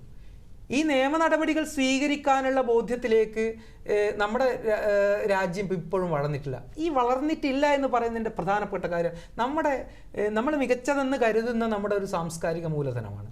എന്താണ്? സ്ത്രീകളെയാണ് പുരുഷന്മാർ ഉപദ്രവിക്കുന്നതെങ്കിൽ ഭർത്താവാണെ ഭാര്യയെ 2 തല്ലിയെന്നിരിക്കും എന്ന് ഒട്ടനവധി നോവലുകളിലൂടെയും ഒട്ടനവധി സിനിമകളിലൂടെയും ഭർത്താവ് തല്ലിയാൽ ഭാര്യ സഹിച്ചു കൊള്ളണം, അല്ലെങ്കിൽ സ്ത്രീ എന്ന് പറയുന്നത് താഴോട്ട് നിൽക്കേണ്ട ആളാണ് എന്ന ബോധ്യം നമ്മളെ സംബന്ധിച്ചിടത്തോളം നമ്മൾ കാലങ്ങളായിട്ട് നമ്മുടെ സാഹിത്യങ്ങളിലും സിനിമകളിലൂടെയൊക്കെ സമൂഹത്തെ പഠിപ്പിച്ച് ബ്രെയിൻ വാഷ് ചെയ്ത് വെച്ചിരിക്കുകയാണ്. ഈ ബ്രെയിൻ വാഷ് ചെയ്ത് വെച്ചിരിക്കുന്നതിൽ മാറി ഒരാളെ, ഒരു വ്യക്തിയെയും ഒരു തരത്തിലും ഉപദ്രവിക്കാൻ പാടില്ല എന്ന ഒരു ബോധ്യം നമ്മൾ ഏതെങ്കിലും തരത്തിൽ ക്യാമ്പയിനിങ് ചെയ്യുന്നുണ്ടോ, അത്തരം ക്യാമ്പയിനുകൾ എത്ര തരം നടക്കുന്നുണ്ട് എന്നുള്ളതും കൂടി വളരെ പ്രധാനപ്പെട്ട ഒരു കാര്യമാണ്. അത്തരം ക്യാമ്പയിനുകൾ നടക്കുന്നത് ഇപ്പോൾ പുരോഗമന സംഘടനകളായിട്ടുള്ള ആൾക്കാരൊക്കെ ഇപ്പോൾ ഒരുപാട് അത്തരം ബോധ്യങ്ങളിലേക്ക്, പൊളിറ്റിക്കൽ കറക്റ്റ്നെസ്സിനെ കുറിച്ചൊക്കെ പറയുന്ന ആൾക്കാരൊക്കെ ഇതൊക്കെ കാര്യങ്ങളൊക്കെ ചെയ്യുന്നുണ്ട്. ഈ നമ്മളെ സംബന്ധിച്ച് നാട്ടിൻപുറങ്ങളിലായിക്കോട്ടെ, അല്ലെങ്കിൽ സാധാരണ രീതിയിലുള്ള ഒരു കുടുംബത്തെ സംബന്ധിച്ചിടത്തോളം ഇത്തരം ക്യാമ്പയിനുകൾ, ഇത്തരം കാര്യങ്ങൾ, ഭർത്താവ് ഭാര്യയെ തല്ലിയിട്ടുണ്ടെങ്കിൽ അതിനെന്തെങ്കിലും കാരണമുണ്ടോ? ഇനിയിപ്പോൾ കാരണം ഇല്ലെങ്കിൽ തന്നെ അതിൽ വലിയ പ്രശ്നങ്ങളൊന്നുമില്ല എന്ന് വിചാരിക്കുന്ന ഒരു സമൂഹത്തിലാണ് നമ്മളിപ്പോഴും നിൽക്കുന്നത്. അപ്പോൾ കയ്യാങ്കളി എൻ്റെ വ്യക്തിപരമായ അഭിപ്രായത്തിൽ ഇത്തരം ഒരാളെ ഹാംഫുള്ളായിട്ട് അല്ലെങ്കിൽ ഫിസിക്കലി ഹാം ചെയ്യുന്നുണ്ടെങ്കിൽ, അബ്യൂസ് ചെയ്യുന്നുണ്ടെങ്കിൽ കൃത്യമായിട്ട് അത്തരം ആൾക്കാർ നിയമ നടപടികളിലേക്ക് പോകണം. നടപടിയിലേക്ക് അധികം ആൾക്കാർ പോയാൽ സ്വാഭാവികമായിട്ട് നമ്മുടെ നിയമങ്ങളൊക്കെ വളരെ ശക്തമായ നിയമങ്ങൾ ഇവിടെ ഉണ്ട്. ഇത്തരം ശക്തമായ നിയമങ്ങൾ നമ്മൾ ഉപയോഗിക്കാൻ കഴിയുന്നില്ല എന്നുള്ളതാണ് ഇതിൻ്റെ പ്രധാനപ്പെട്ട ഒരു വിഭാഗത്തിലുള്ള കുറച്ച് സ്ത്രീകൾ. ഓക്കെ സാർ, നമുക്ക് അടുത്ത കോൾ എടുത്തതിന് ശേഷം അതിലേക്ക് വരാം. ഹലോ, സാമൂഹ്യ പാഠമാണ്. ഹലോ, കേൾക്കുന്നുണ്ടോ? ഹലോ, കേൾക്കാം. പേര് പറയൂ. മിഥുൻ ദാസ്. എവിടുന്നാ മിഥുൻ വിളിക്കുന്നത്? ഞാൻ കോഴിക്കോടിനാണ്. കോഴിക്കോട്. ശരി, ചോദിച്ചോളൂ. എന്തെന്ന് വെച്ചാൽ സാറിനോട് പറയൂ. സാർ, ഇപ്പൊ നമ്മുടെ ഒരു ജനറേഷനിലൊക്കെ ഉള്ള ആളുകളിൽ കാണുന്നതാണ് ഇപ്പോ ഈ എന്താ പറയാ, നമ്മുടെ റിലേഷൻഷിപ്പ് എന്ന് പറയുന്നത് ചിലപ്പോ ഒരു താൽക്കാലികമായ ചില ആവശ്യങ്ങൾ നേടിയെടുക്കുന്നതിന് വേണ്ടിയിട്ടുള്ള റിലേഷൻഷിപ്സ് എന്നത് നമ്മളിപ്പോ പലപ്പോഴും കാണാറുണ്ട്. ആ ആവശ്യം കഴിഞ്ഞു കഴിഞ്ഞാൽ പതുക്കെ ആരെയാണോ നമ്മൾ ആ ഒരു സർക്കിളിനുള്ളിൽ കണ്ടത്, ആ വ്യക്തിയെ പതുക്കെ ഒഴിവാകും, നമ്മൾ മറ്റ് ഇടങ്ങളിലേക്ക് പോവുകയും ചെയ്യുന്നത്. അപ്പൊ ഇത് ഒരു തരം. പിന്നെ വേറൊരു തരം എന്ന് വെച്ചാൽ നമുക്ക് പല ആളുകളുമായിട്ടുണ്ടാവുന്ന റിലേഷൻഷിപ്സ് മറ്റു ചില ആളുകൾ വന്ന് അതിൽ കുറെ പ്രശ്നങ്ങൾ ഉണ്ടാക്കി മിസ്അണ്ടർസ്റ്റാൻഡിങ് കാരണം നഷ്ടപ്പെടുന്ന ചില റിലേഷൻഷിപ്സ്. അപ്പൊ ഇതെല്ലാം നമ്മൾ ഇതിന്റെ ഒരു താരതമ്യം എന്ന് പറയുന്നത് നമ്മൾ എങ്ങനെ മനസ്സിലാക്കും? നമ്മളിത് നല്ലതാണോ ചീത്ത റിലേഷൻഷിപ്പ് ആണോ? ഈ നഷ്ടപ്പെട്ടു പോകുമ്പോൾ നമുക്ക് ഉണ്ടാകുന്ന ബുദ്ധിമുട്ടുകൾ ഇതൊക്കെ മറ്റാർക്കും ചിലപ്പോൾ പറഞ്ഞാൽ മനസ്സിലാവില്ല. നമ്മൾ അത്രയും വലിയ കാര്യമായിട്ട് കാണുന്ന ആളുകളായിരിക്കും ചിലപ്പോൾ നമ്മളെ ജീവിതത്തിൽ നിന്നും അകന്നു പോകുന്നത്. ചില നിസ്സാരമായ തെറ്റിദ്ധാരണകൾ ഒന്നുകിൽ മറ്റുള്ളവർ ഉണ്ടാക്കി കൊടുക്കുന്നതായിരിക്കാം, അല്ലെങ്കിൽ അവർ സ്വയം അത് ആ ഒരു ഘട്ടത്തിലേക്ക് അവർ എത്തിപ്പെടുന്നതായിരിക്കാം. അവരുടേതായിട്ടുള്ള തന്റെ സുഹൃത്തിനെ മനസ്സിലാക്കാൻ വേണ്ടിയിട്ടുള്ള ഒരു പരിമിതി കാരണം നഷ്ടപ്പെട്ടു പോകുന്നതായിരിക്കും. പക്ഷെ ഇത് മറ്റേ തലക്കുള്ള ആളെ സംബന്ധിച്ചിടത്തോളം അയാൾ അത്രയും വലിയൊരു വ്യക്തിബന്ധം സൂക്ഷിക്കുന്ന ഒരാളായിരിക്കും. അപ്പൊ ആ വ്യക്തിക്ക് ചിലപ്പോൾ താങ്ങാൻ കഴിയണമെന്നില്ല. ഈ ഒരു സാഹചര്യം നമ്മൾ എങ്ങനെ അതിനെ നമുക്ക് ഒരു മുന്നോട്ട് കൊണ്ടുപോകാൻ പറ്റും, തരണം ചെയ്ത് മുന്നോട്ട് പോകാൻ പറ്റും ജീവിതത്തിൽ? മിഥുന്റെ ജനറേഷൻ എന്ന് പറയുന്നത് ഏതാണെന്ന് എനിക്കറിയില്ല. എങ്ങനെയായാലും ഇതൊരു വളരെ പ്രസക്തമായ ഒരു ചോദ്യമാണ് മിഥുൻ. അതിൻ്റെ കാരണം എന്താണെന്ന് വെച്ചാൽ നമ്മൾ ഈ റിലേഷൻഷിപ്പിൽ ഇപ്പോൾ ടോക്സിസിറ്റി ഉണ്ടാവുന്നതിൽ പ്രധാനപ്പെട്ട ഒരു കാരണം എന്ന് പറയുന്നത് റിലേഷൻഷിപ്പിലുള്ള സത്യസന്ധത എന്ന് പറയുന്നത് കുറഞ്ഞു പോകുന്നതോ ഇല്ലാതിരിക്കുന്നതോ തന്നെയാണ്. റിലേഷൻഷിപ്പിൽ സത്യസന്ധത ഇല്ലാതിരിക്കുമ്പോൾ ഫേക്ക് റിലേഷൻസ് നമ്മുടെ മിഥുൻ പറഞ്ഞതുപോലെ തന്നെ ഏതെങ്കിലും തരത്തിൽ കൃത്യമായിട്ട് ഏതെങ്കിലും തരത്തിൽ ആവശ്യങ്ങൾക്ക് വേണ്ടിയിട്ട് നമ്മുടെ പ്രത്യേക ആവശ്യങ്ങൾക്ക് വേണ്ടിയിട്ട് ഒരു റിലേഷൻ ഉണ്ടാക്കുകയും അത്തരത്തിലുള്ള റിലേഷനിൽ ഒരു ബന്ധത്തിൽ ഉണ്ടായിരിക്കേണ്ട നമ്മൾ പാലിക്കേണ്ട യാതൊരു മര്യാദകളും നമ്മുടെ മര്യാദകൾ പാലിക്കേണ്ടെന്ന് വെറുതെ അഭിനയിക്കുകയും അത്തരം ബന്ധങ്ങളിൽ മര്യാദകൾ പാലിക്കാതിരിക്കുകയും ചെയ്യുന്ന ഫേക്ക് റിലേഷൻസ് സ്വാഭാവികമായിട്ടും ടോക്സിസിറ്റിയിലേക്ക് പോകാറുണ്ട്. ഇത്തരത്തിലുള്ള ഫേക്ക് റിലേഷൻസിൽ നിന്ന് ഫേക്ക് റിലേഷൻസിൻ്റെ ഒരു പ്രശ്നം എന്താണെന്ന് വെച്ചാൽ അവരെ സംബന്ധിച്ചിടത്തോളം ടോക്സിസിറ്റി ഒന്നും ഉണ്ടായിരുന്നില്ലെങ്കിലും അവർ ടോക്സിക് ആണെന്ന് അവരുടെ ആവശ്യം കഴിഞ്ഞു കഴിഞ്ഞാൽ, പ്രധാനമായിട്ടും ഒരു സ്ത്രീയും ഒരു പുരുഷനും തമ്മിലുള്ള റൊമാൻറ്റിക് ആയിട്ടുള്ള ഒരു റിലേഷൻ ഒരാൾ സ്റ്റാർട്ട് ചെയ്യുമ്പം അദ്ദേഹത്തെ സംബന്ധിച്ച് ആ പുരുഷനെ സംബന്ധിച്ചിടത്തോളം അല്ലെങ്കിൽ ആ സ്ത്രീയെ സംബന്ധിച്ചിടത്തോളം പ്രത്യേകമായിട്ട് എന്തെങ്കിലും ഒരു കാര്യമുണ്ടെങ്കിൽ ആ കാര്യം കഴിഞ്ഞു കഴിഞ്ഞാൽ ഈ റിലേഷൻ അവസാനിപ്പിക്കണമല്ലോ. കാരണം എന്താണെന്ന് വെച്ചാൽ ഇതൊരു ഫേക്ക് റിലേഷനാണ്. ഫേക്കായിട്ടുള്ള ബന്ധങ്ങളിലുള്ള സത്യസന്ധതയില്ലാത്ത ബന്ധങ്ങളെ സംബന്ധിച്ചിടത്തോളം അത് അവസാനിപ്പിക്കാൻ ഇവർ വളരെ വളരെ ചെറിയ തോതിൽ തുടങ്ങി വളരെ വലിയ തോതിലേക്ക് കൊണ്ടുവരുന്ന ടോക്സിസിറ്റി ഈ റിലേഷനിൽ കൊണ്ടുവന്ന് തുടങ്ങും. ഇതിൽ നമ്മളെല്ലാവരും ഇതിനെ നമ്മൾക്ക് ഇത്തരം കാര്യങ്ങൾ വളരെ പ്രധാനപ്പെട്ട ഒരു കാര്യമാണ്. ഇതിനെ ഒരു രോഗമായിട്ടൊന്നും പറയാൻ പറ്റില്ല. ഇത് സാധാരണയുള്ള ഏതൊരു മനുഷ്യനും ടോക്സിസിറ്റി എത്രമാത്രം അപ്പുറത്തുള്ള അപരനെ എത്രമാത്രം ഇത് ബാധിക്കുന്നു എന്നുള്ളത് അവർ പരിഗണിക്കുന്നില്ല എന്നുള്ളതാണ് ഇതിനെ സംബന്ധിച്ചിട്ടുള്ള ഏറ്റവും പ്രധാനപ്പെട്ട. ഫേക്കായിട്ടുള്ള റിലേഷൻസ് ഉണ്ടാക്കുക, അവരുടെ കാര്യം കഴിഞ്ഞ് വെച്ചാൽ ഒരു രണ്ട് സുഹൃത്തുക്കൾ തമ്മിലുള്ള റിലേഷൻ ആണെങ്കിലും ഇങ്ങനെയൊക്കെ സംഭവിക്കാൻ സാധ്യതയുണ്ട്. ഏതെങ്കിലും തരത്തിൽ സാമ്പത്തികമായിട്ടോ മറ്റേതെങ്കിലും തരത്തിലോ ഒരു ഫെയിം ഉണ്ടാക്കാനോ ഒക്കെ റിലേഷൻ ഉണ്ടാക്കുകയും ആ റിലേഷൻസിനെ അത് കഴിഞ്ഞു കഴിഞ്ഞാൽ വളരെ സാവധാനം ഈ ടോക്സിസിറ്റി ഈ റിലേഷൻസിൻ്റെ പല ഘട്ടങ്ങളിലായിട്ട് ഇഞ്ചക്ട് ചെയ്ത് കഴിയും. ഈ റിലേഷനെ ഒഴിവാക്കാൻ വേണ്ടി മനഃപൂർവ്വം ടോക്സിസിറ്റി ഉണ്ടാക്കി കൊണ്ടുവരികയും ചെയ്യുന്ന അത്തരത്തിലുള്ള കാര്യങ്ങളും ഉണ്ട്. ഇതിലേറ്റവും വേണ്ടതെന്ന് വെച്ചാൽ നമുക്ക് ബന്ധങ്ങളെ കുറിച്ചിട്ട് പൊതുവായിട്ട് കൊടുക്കേണ്ട ഒരു ക്യാമ്പയിൻ, ബന്ധങ്ങൾ എങ്ങനെയായിരിക്കണമെന്ന് വളരെ ചെറുപ്പം മുതലേ കുട്ടികളെ ബോധ്യപ്പെടുത്തണം. നമ്മൾ വെറുക്കാൻ പഠിക്കുക എന്ന് പറയുന്നത് മാറ്റിയിട്ട് കുട്ടികളോട് സ്നേഹിക്കാൻ പഠിക്കുക. ഇനിയിപ്പോൾ ഏതെങ്കിലും തരത്തിൽ എന്നോട് ആരെങ്കിലും എനിക്ക് ഒരാളെ സ്നേഹിക്കാൻ കഴിയുന്നില്ല, അതിൻ്റെ കാരണങ്ങൾ എന്താണെന്ന് കൂടി ഞാൻ ചിന്തിക്കണം. സ്നേഹിക്കാൻ കഴിയാത്ത ഒരാളെ വെറുക്കുക എന്നുള്ളത് മാത്രമല്ല അതിൻ്റെ ഒരു സൊല്യൂഷൻ. അപ്പോൾ വെറുക്കാൻ പഠിക്കുന്നത് മാറ്റിയിട്ട് സ്നേഹിക്കാൻ പഠിക്കുക എന്ന് പറയുന്നത്, കൂട്ടിച്ചേർക്കാൻ പഠിക്കുക, കൂട്ടിപ്പിടിക്കാൻ പഠിക്കുക.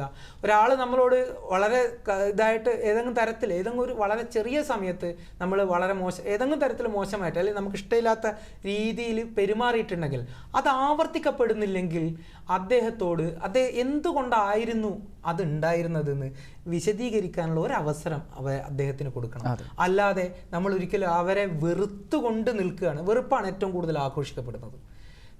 അത് ആ ഒരു പ്രസ്താവന എത്രമാത്രം ഇതല്ല. വെറുപ്പ്, നമ്മൾ സന്തോഷം ആഘോഷിക്കപ്പെടുന്നതിനേക്കാളും കൂടുതൽ വെറുപ്പ് ആഘോഷിക്കപ്പെടും. ഞാനുമായിട്ട് ശത്രുതയിലുള്ള ഒരു രാജ്യക്കാരനെ കണ്ടാൽ ഞാൻ ഭയങ്കരമായിട്ട് എൻ്റെ രാജ്യത്തെ ഓർമ്മിക്കുകയും ഞാൻ പാട്രിയോട്ടിക് ആവുകയും ചെയ്യുന്നത് ഒരു ശത്രുതയില്ലാത്ത മറ്റൊരു രാജ്യക്കാരനെ കണ്ടാൽ ഉണ്ടാവില്ല. അപ്പോൾ എന്താണ്, ഞാൻ ഈ വെറുപ്പിനെ ഭയങ്കരമായിട്ട് ഞാൻ ആഘോഷിക്കും. ഇത് മനുഷ്യൻ്റെ ഒരു സ്വഭാവമാണ്. വെറുപ്പ് ആഘോഷിക്കപ്പെടുന്നതാണ്. അത് ആഘോഷിക്കപ്പെടാനുള്ള അവസരങ്ങൾ ഉണ്ടാക്കരുത്. ഇത്തരം ഫേക്ക് റിലേഷൻസ് ആണെങ്കിൽ പോലും കൃത്യമായിട്ട് ഒരു റിലേഷനിൽ, ഒരു ബന്ധത്തിൽ നമ്മളുടെ ബോധ്യം ഉണ്ടാവുന്നത് വരെ അതിനെ പൂർണ്ണമായിട്ടും ഉള്ളിലേക്ക് എടുക്കരുത് എന്നുള്ളൊരു കാര്യം കൂടി ഇതിൽ പ്രധാനപ്പെട്ടതാണ്. ഓക്കെ മിഥുന, അപ്പോൾ സംശയം മാറുന്നു വിശ്വസിക്കുന്നു. വിളിച്ചത് സന്തോഷം. Thank you for calling. നമുക്ക് അനുവദിച്ചിരിക്കുന്ന സമയം ഏകദേശം ഇവിടെ പൂർണ്ണമാവുകയാണ്. അവസാനമായിട്ട് ഒരു കാര്യം കൂടി ചോദിച്ചോട്ടെ. ഈ സോഷ്യൽ മീഡിയയിലൂടെ പരിചയപ്പെടുന്ന ആൾക്കാർ നമ്മൾ റിലേഷൻഷിപ്പ് പലപ്പോഴും ഈ ഒരു പ്രണയമായിരിക്കും. ആ പ്രണയമൊക്കെ ഒരുപക്ഷെ ചില ഘട്ടങ്ങളിലൊക്കെ മുറിഞ്ഞു പോവുകയും ആ പ്രണയിനി അല്ലെങ്കിൽ പ്രണയിതാവിനെ കിട്ടിയില്ലെങ്കിൽ അങ്ങോട്ടും ഇങ്ങോട്ടും പകരം വീട്ടുകയും അല്ലെങ്കിൽ ആസിഡ് മുഖത്തൊഴുക്കുകയൊക്കെ ചെയ്യുന്ന ഒരു കാലഘട്ടത്തിലൂടെയാണ് നമ്മൾ കടന്നു പോകുന്നത്. അവർക്കൊരു റെമഡി കൂടി അല്ലെങ്കിൽ ഒരു ഉത്തരം കൂടി പറഞ്ഞുകൊണ്ട് നമുക്കിത് അവസാനിപ്പിക്കാൻ തോന്നും. സോഷ്യൽ മീഡിയയിൽ പരിചയപ്പെട്ടിട്ട് പ്രണയം ഉണ്ടാവുക എന്നുള്ളത് പറയുന്നതോ അല്ലെങ്കിൽ ഒരാളെ അറിഞ്ഞതിന് ശേഷം അയാളെ പങ്കാളിയാക്കുക എന്നുള്ളതോ ഒരിക്കലും ഒരു തെറ്റായിട്ടുള്ള കാര്യമായിട്ട് പറയാൻ പറ്റില്ല. പക്ഷേ അതിൽ ഇത്തരം പ്രണയബന്ധങ്ങൾ, റൊമാൻറ്റിക് റിലേഷൻഷിപ്പിനെ സംബന്ധിച്ചിടത്തോളം അതിൽ പ്രധാനപ്പെട്ട ഒരു കാര്യം, ഇതിൽ ഈ ടോക്സിസിറ്റി ഉണ്ടാവുന്നത്, ഞാൻ നേരത്തെ പറഞ്ഞു, ടോക്സിസിറ്റി ശരിയാണെന്ന് വിശ്വസിക്കുന്ന ഒരു സമൂഹമുണ്ട്. അല്ലെങ്കിൽ കലിപ്പൻ്റെ കാന്താരി എന്നൊക്കെ സോഷ്യൽ മീഡിയയിൽ ഇപ്പോൾ പറയുന്ന കാര്യമുണ്ടല്ലോ, പ്രണയിനിയുടെ മുഖത്തടിച്ചാൽ എൻ്റെ ഏട്ടനാണ് അടിച്ചത്, അതുകൊണ്ട് തന്നെ എനിക്കൊരു പ്രയാസവുമില്ല, ഒരു പ്രശ്നവുമില്ല എന്ന് വിശ്വസിക്കുന്ന ഒരു സമൂഹത്തിനോട് പറയാനുള്ളത് അതും എന്താണ്, ഒരു മാനസിക പ്രശ്നമാണ്. അതിനെ നമ്മൾ ട്രോമ ബോണ്ടിങ് എന്ന് പറയും. ട്രോമ ബോണ്ടിങ് എന്ന് പറഞ്ഞാൽ എത്രയധികം കഷ്ടപ്പാടുകൾ അപ്പുറത്ത് നിൽക്കുന്ന ആൾക്കാരുടെ അടുത്ത് നിന്ന് നമ്മൾക്ക് കിട്ടിക്കഴിഞ്ഞാൽ പോലും, എത്രയധികം കഷ്ടപ്പാടുകൾ കിട്ടിക്കഴിഞ്ഞാൽ പോലും ഒരു തരത്തിലും അതിൽ നിന്ന് പുറത്തു വരാൻ കഴിയില്ല, അല്ലെങ്കിൽ ഈ കഷ്ടപ്പാടുകൾ എനിക്ക് വിധിച്ചിട്ടുള്ളതാണ് എന്ന് വിശ്വസിക്കുന്ന ഒരു വിഭാഗമുണ്ട്. അത്തരത്തിലുള്ള വിഭാഗങ്ങളോട് അവരെ സഹായിക്കേണ്ടത്, അത്തരത്തിലുള്ള വിഭാഗങ്ങളോട് പറയാനുള്ളത്, സോഷ്യൽ മീഡിയയിലൂടെ ചതിക്കുഴികൾ എല്ലാ ഭാഗത്തും ഉണ്ട്. നമ്മൾ ഒരാളെ പ്രണയിക്കുകയും ആ പ്രണയം പരാജയമാവുകയും ചെയ്യുന്നതിന് ഒരുപാട് കാരണങ്ങളുണ്ട്. അതിന് സോഷ്യൽ മീഡിയയിലൂടെ പോകണമെന്നൊന്നും നിർബന്ധമൊന്നുമില്ല.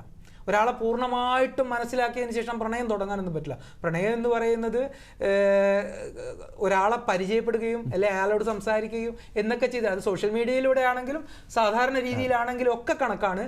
പക്ഷേ ഇതിലെ പ്രശ്നം എന്താണെന്ന് വെച്ചാൽ, ഇത് പ്രശ്നമാണെന്ന് തോന്നിക്കഴിഞ്ഞാൽ അതിൽ നിന്ന് കൃത്യമായിട്ട് പുറത്തു വരാൻ നമുക്ക് കഴിയുന്നില്ല, അല്ലെങ്കിൽ അത് ഒഴിവാക്കി പുറത്തു വരാൻ കഴിയുന്നില്ല എന്നുള്ളതിനെയാണ് നമ്മൾ ട്രോമ ബോണ്ടിങ് എന്ന് പറയുന്നത്. ഈ ട്രോമ ബോണ്ടിങ് നമ്മൾക്കുണ്ട്, അല്ല എനിക്ക് പുറത്തു വരാൻ കഴിയുന്നില്ല, പക്ഷേ എന്താണ്, ഇത് വളരെയധികം ടോക്സിസിറ്റി ഉള്ള റിലേഷനാണ്.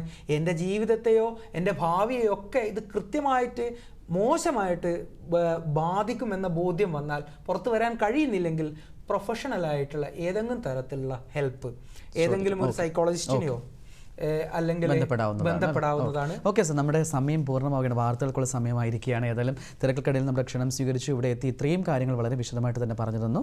ഒരുപാട് നന്ദി അറിയിക്കുകയാണ് ദൂരദർശൻ്റെ പേരിലും സാമൂഹ്യ പാഠത്തിൻ്റെ പേരിലും പ്രിയ പ്രേക്ഷകരുടെ പേരിലും. Thank you so much sir. Thank you, നന്ദി. സാമൂഹ്യ പാഠത്തിൻ്റെ ഇന്നത്തെ ഈ അധ്യായം ഇവിടെ പൂർണ്ണമാവുകയാണ്. സാമൂഹ്യ പ്രതിബദ്ധതയുള്ള മറ്റു വിഷയങ്ങളുമായി വീണ്ടും കാണാം. ഈ പരിപാടി കണ്ടുകൊണ്ടിരുന്ന ഇതിൽ പങ്കെടുത്ത എല്ലാ പ്രിയ പ്രേക്ഷകർക്കും നന്ദി, നമസ്കാരം.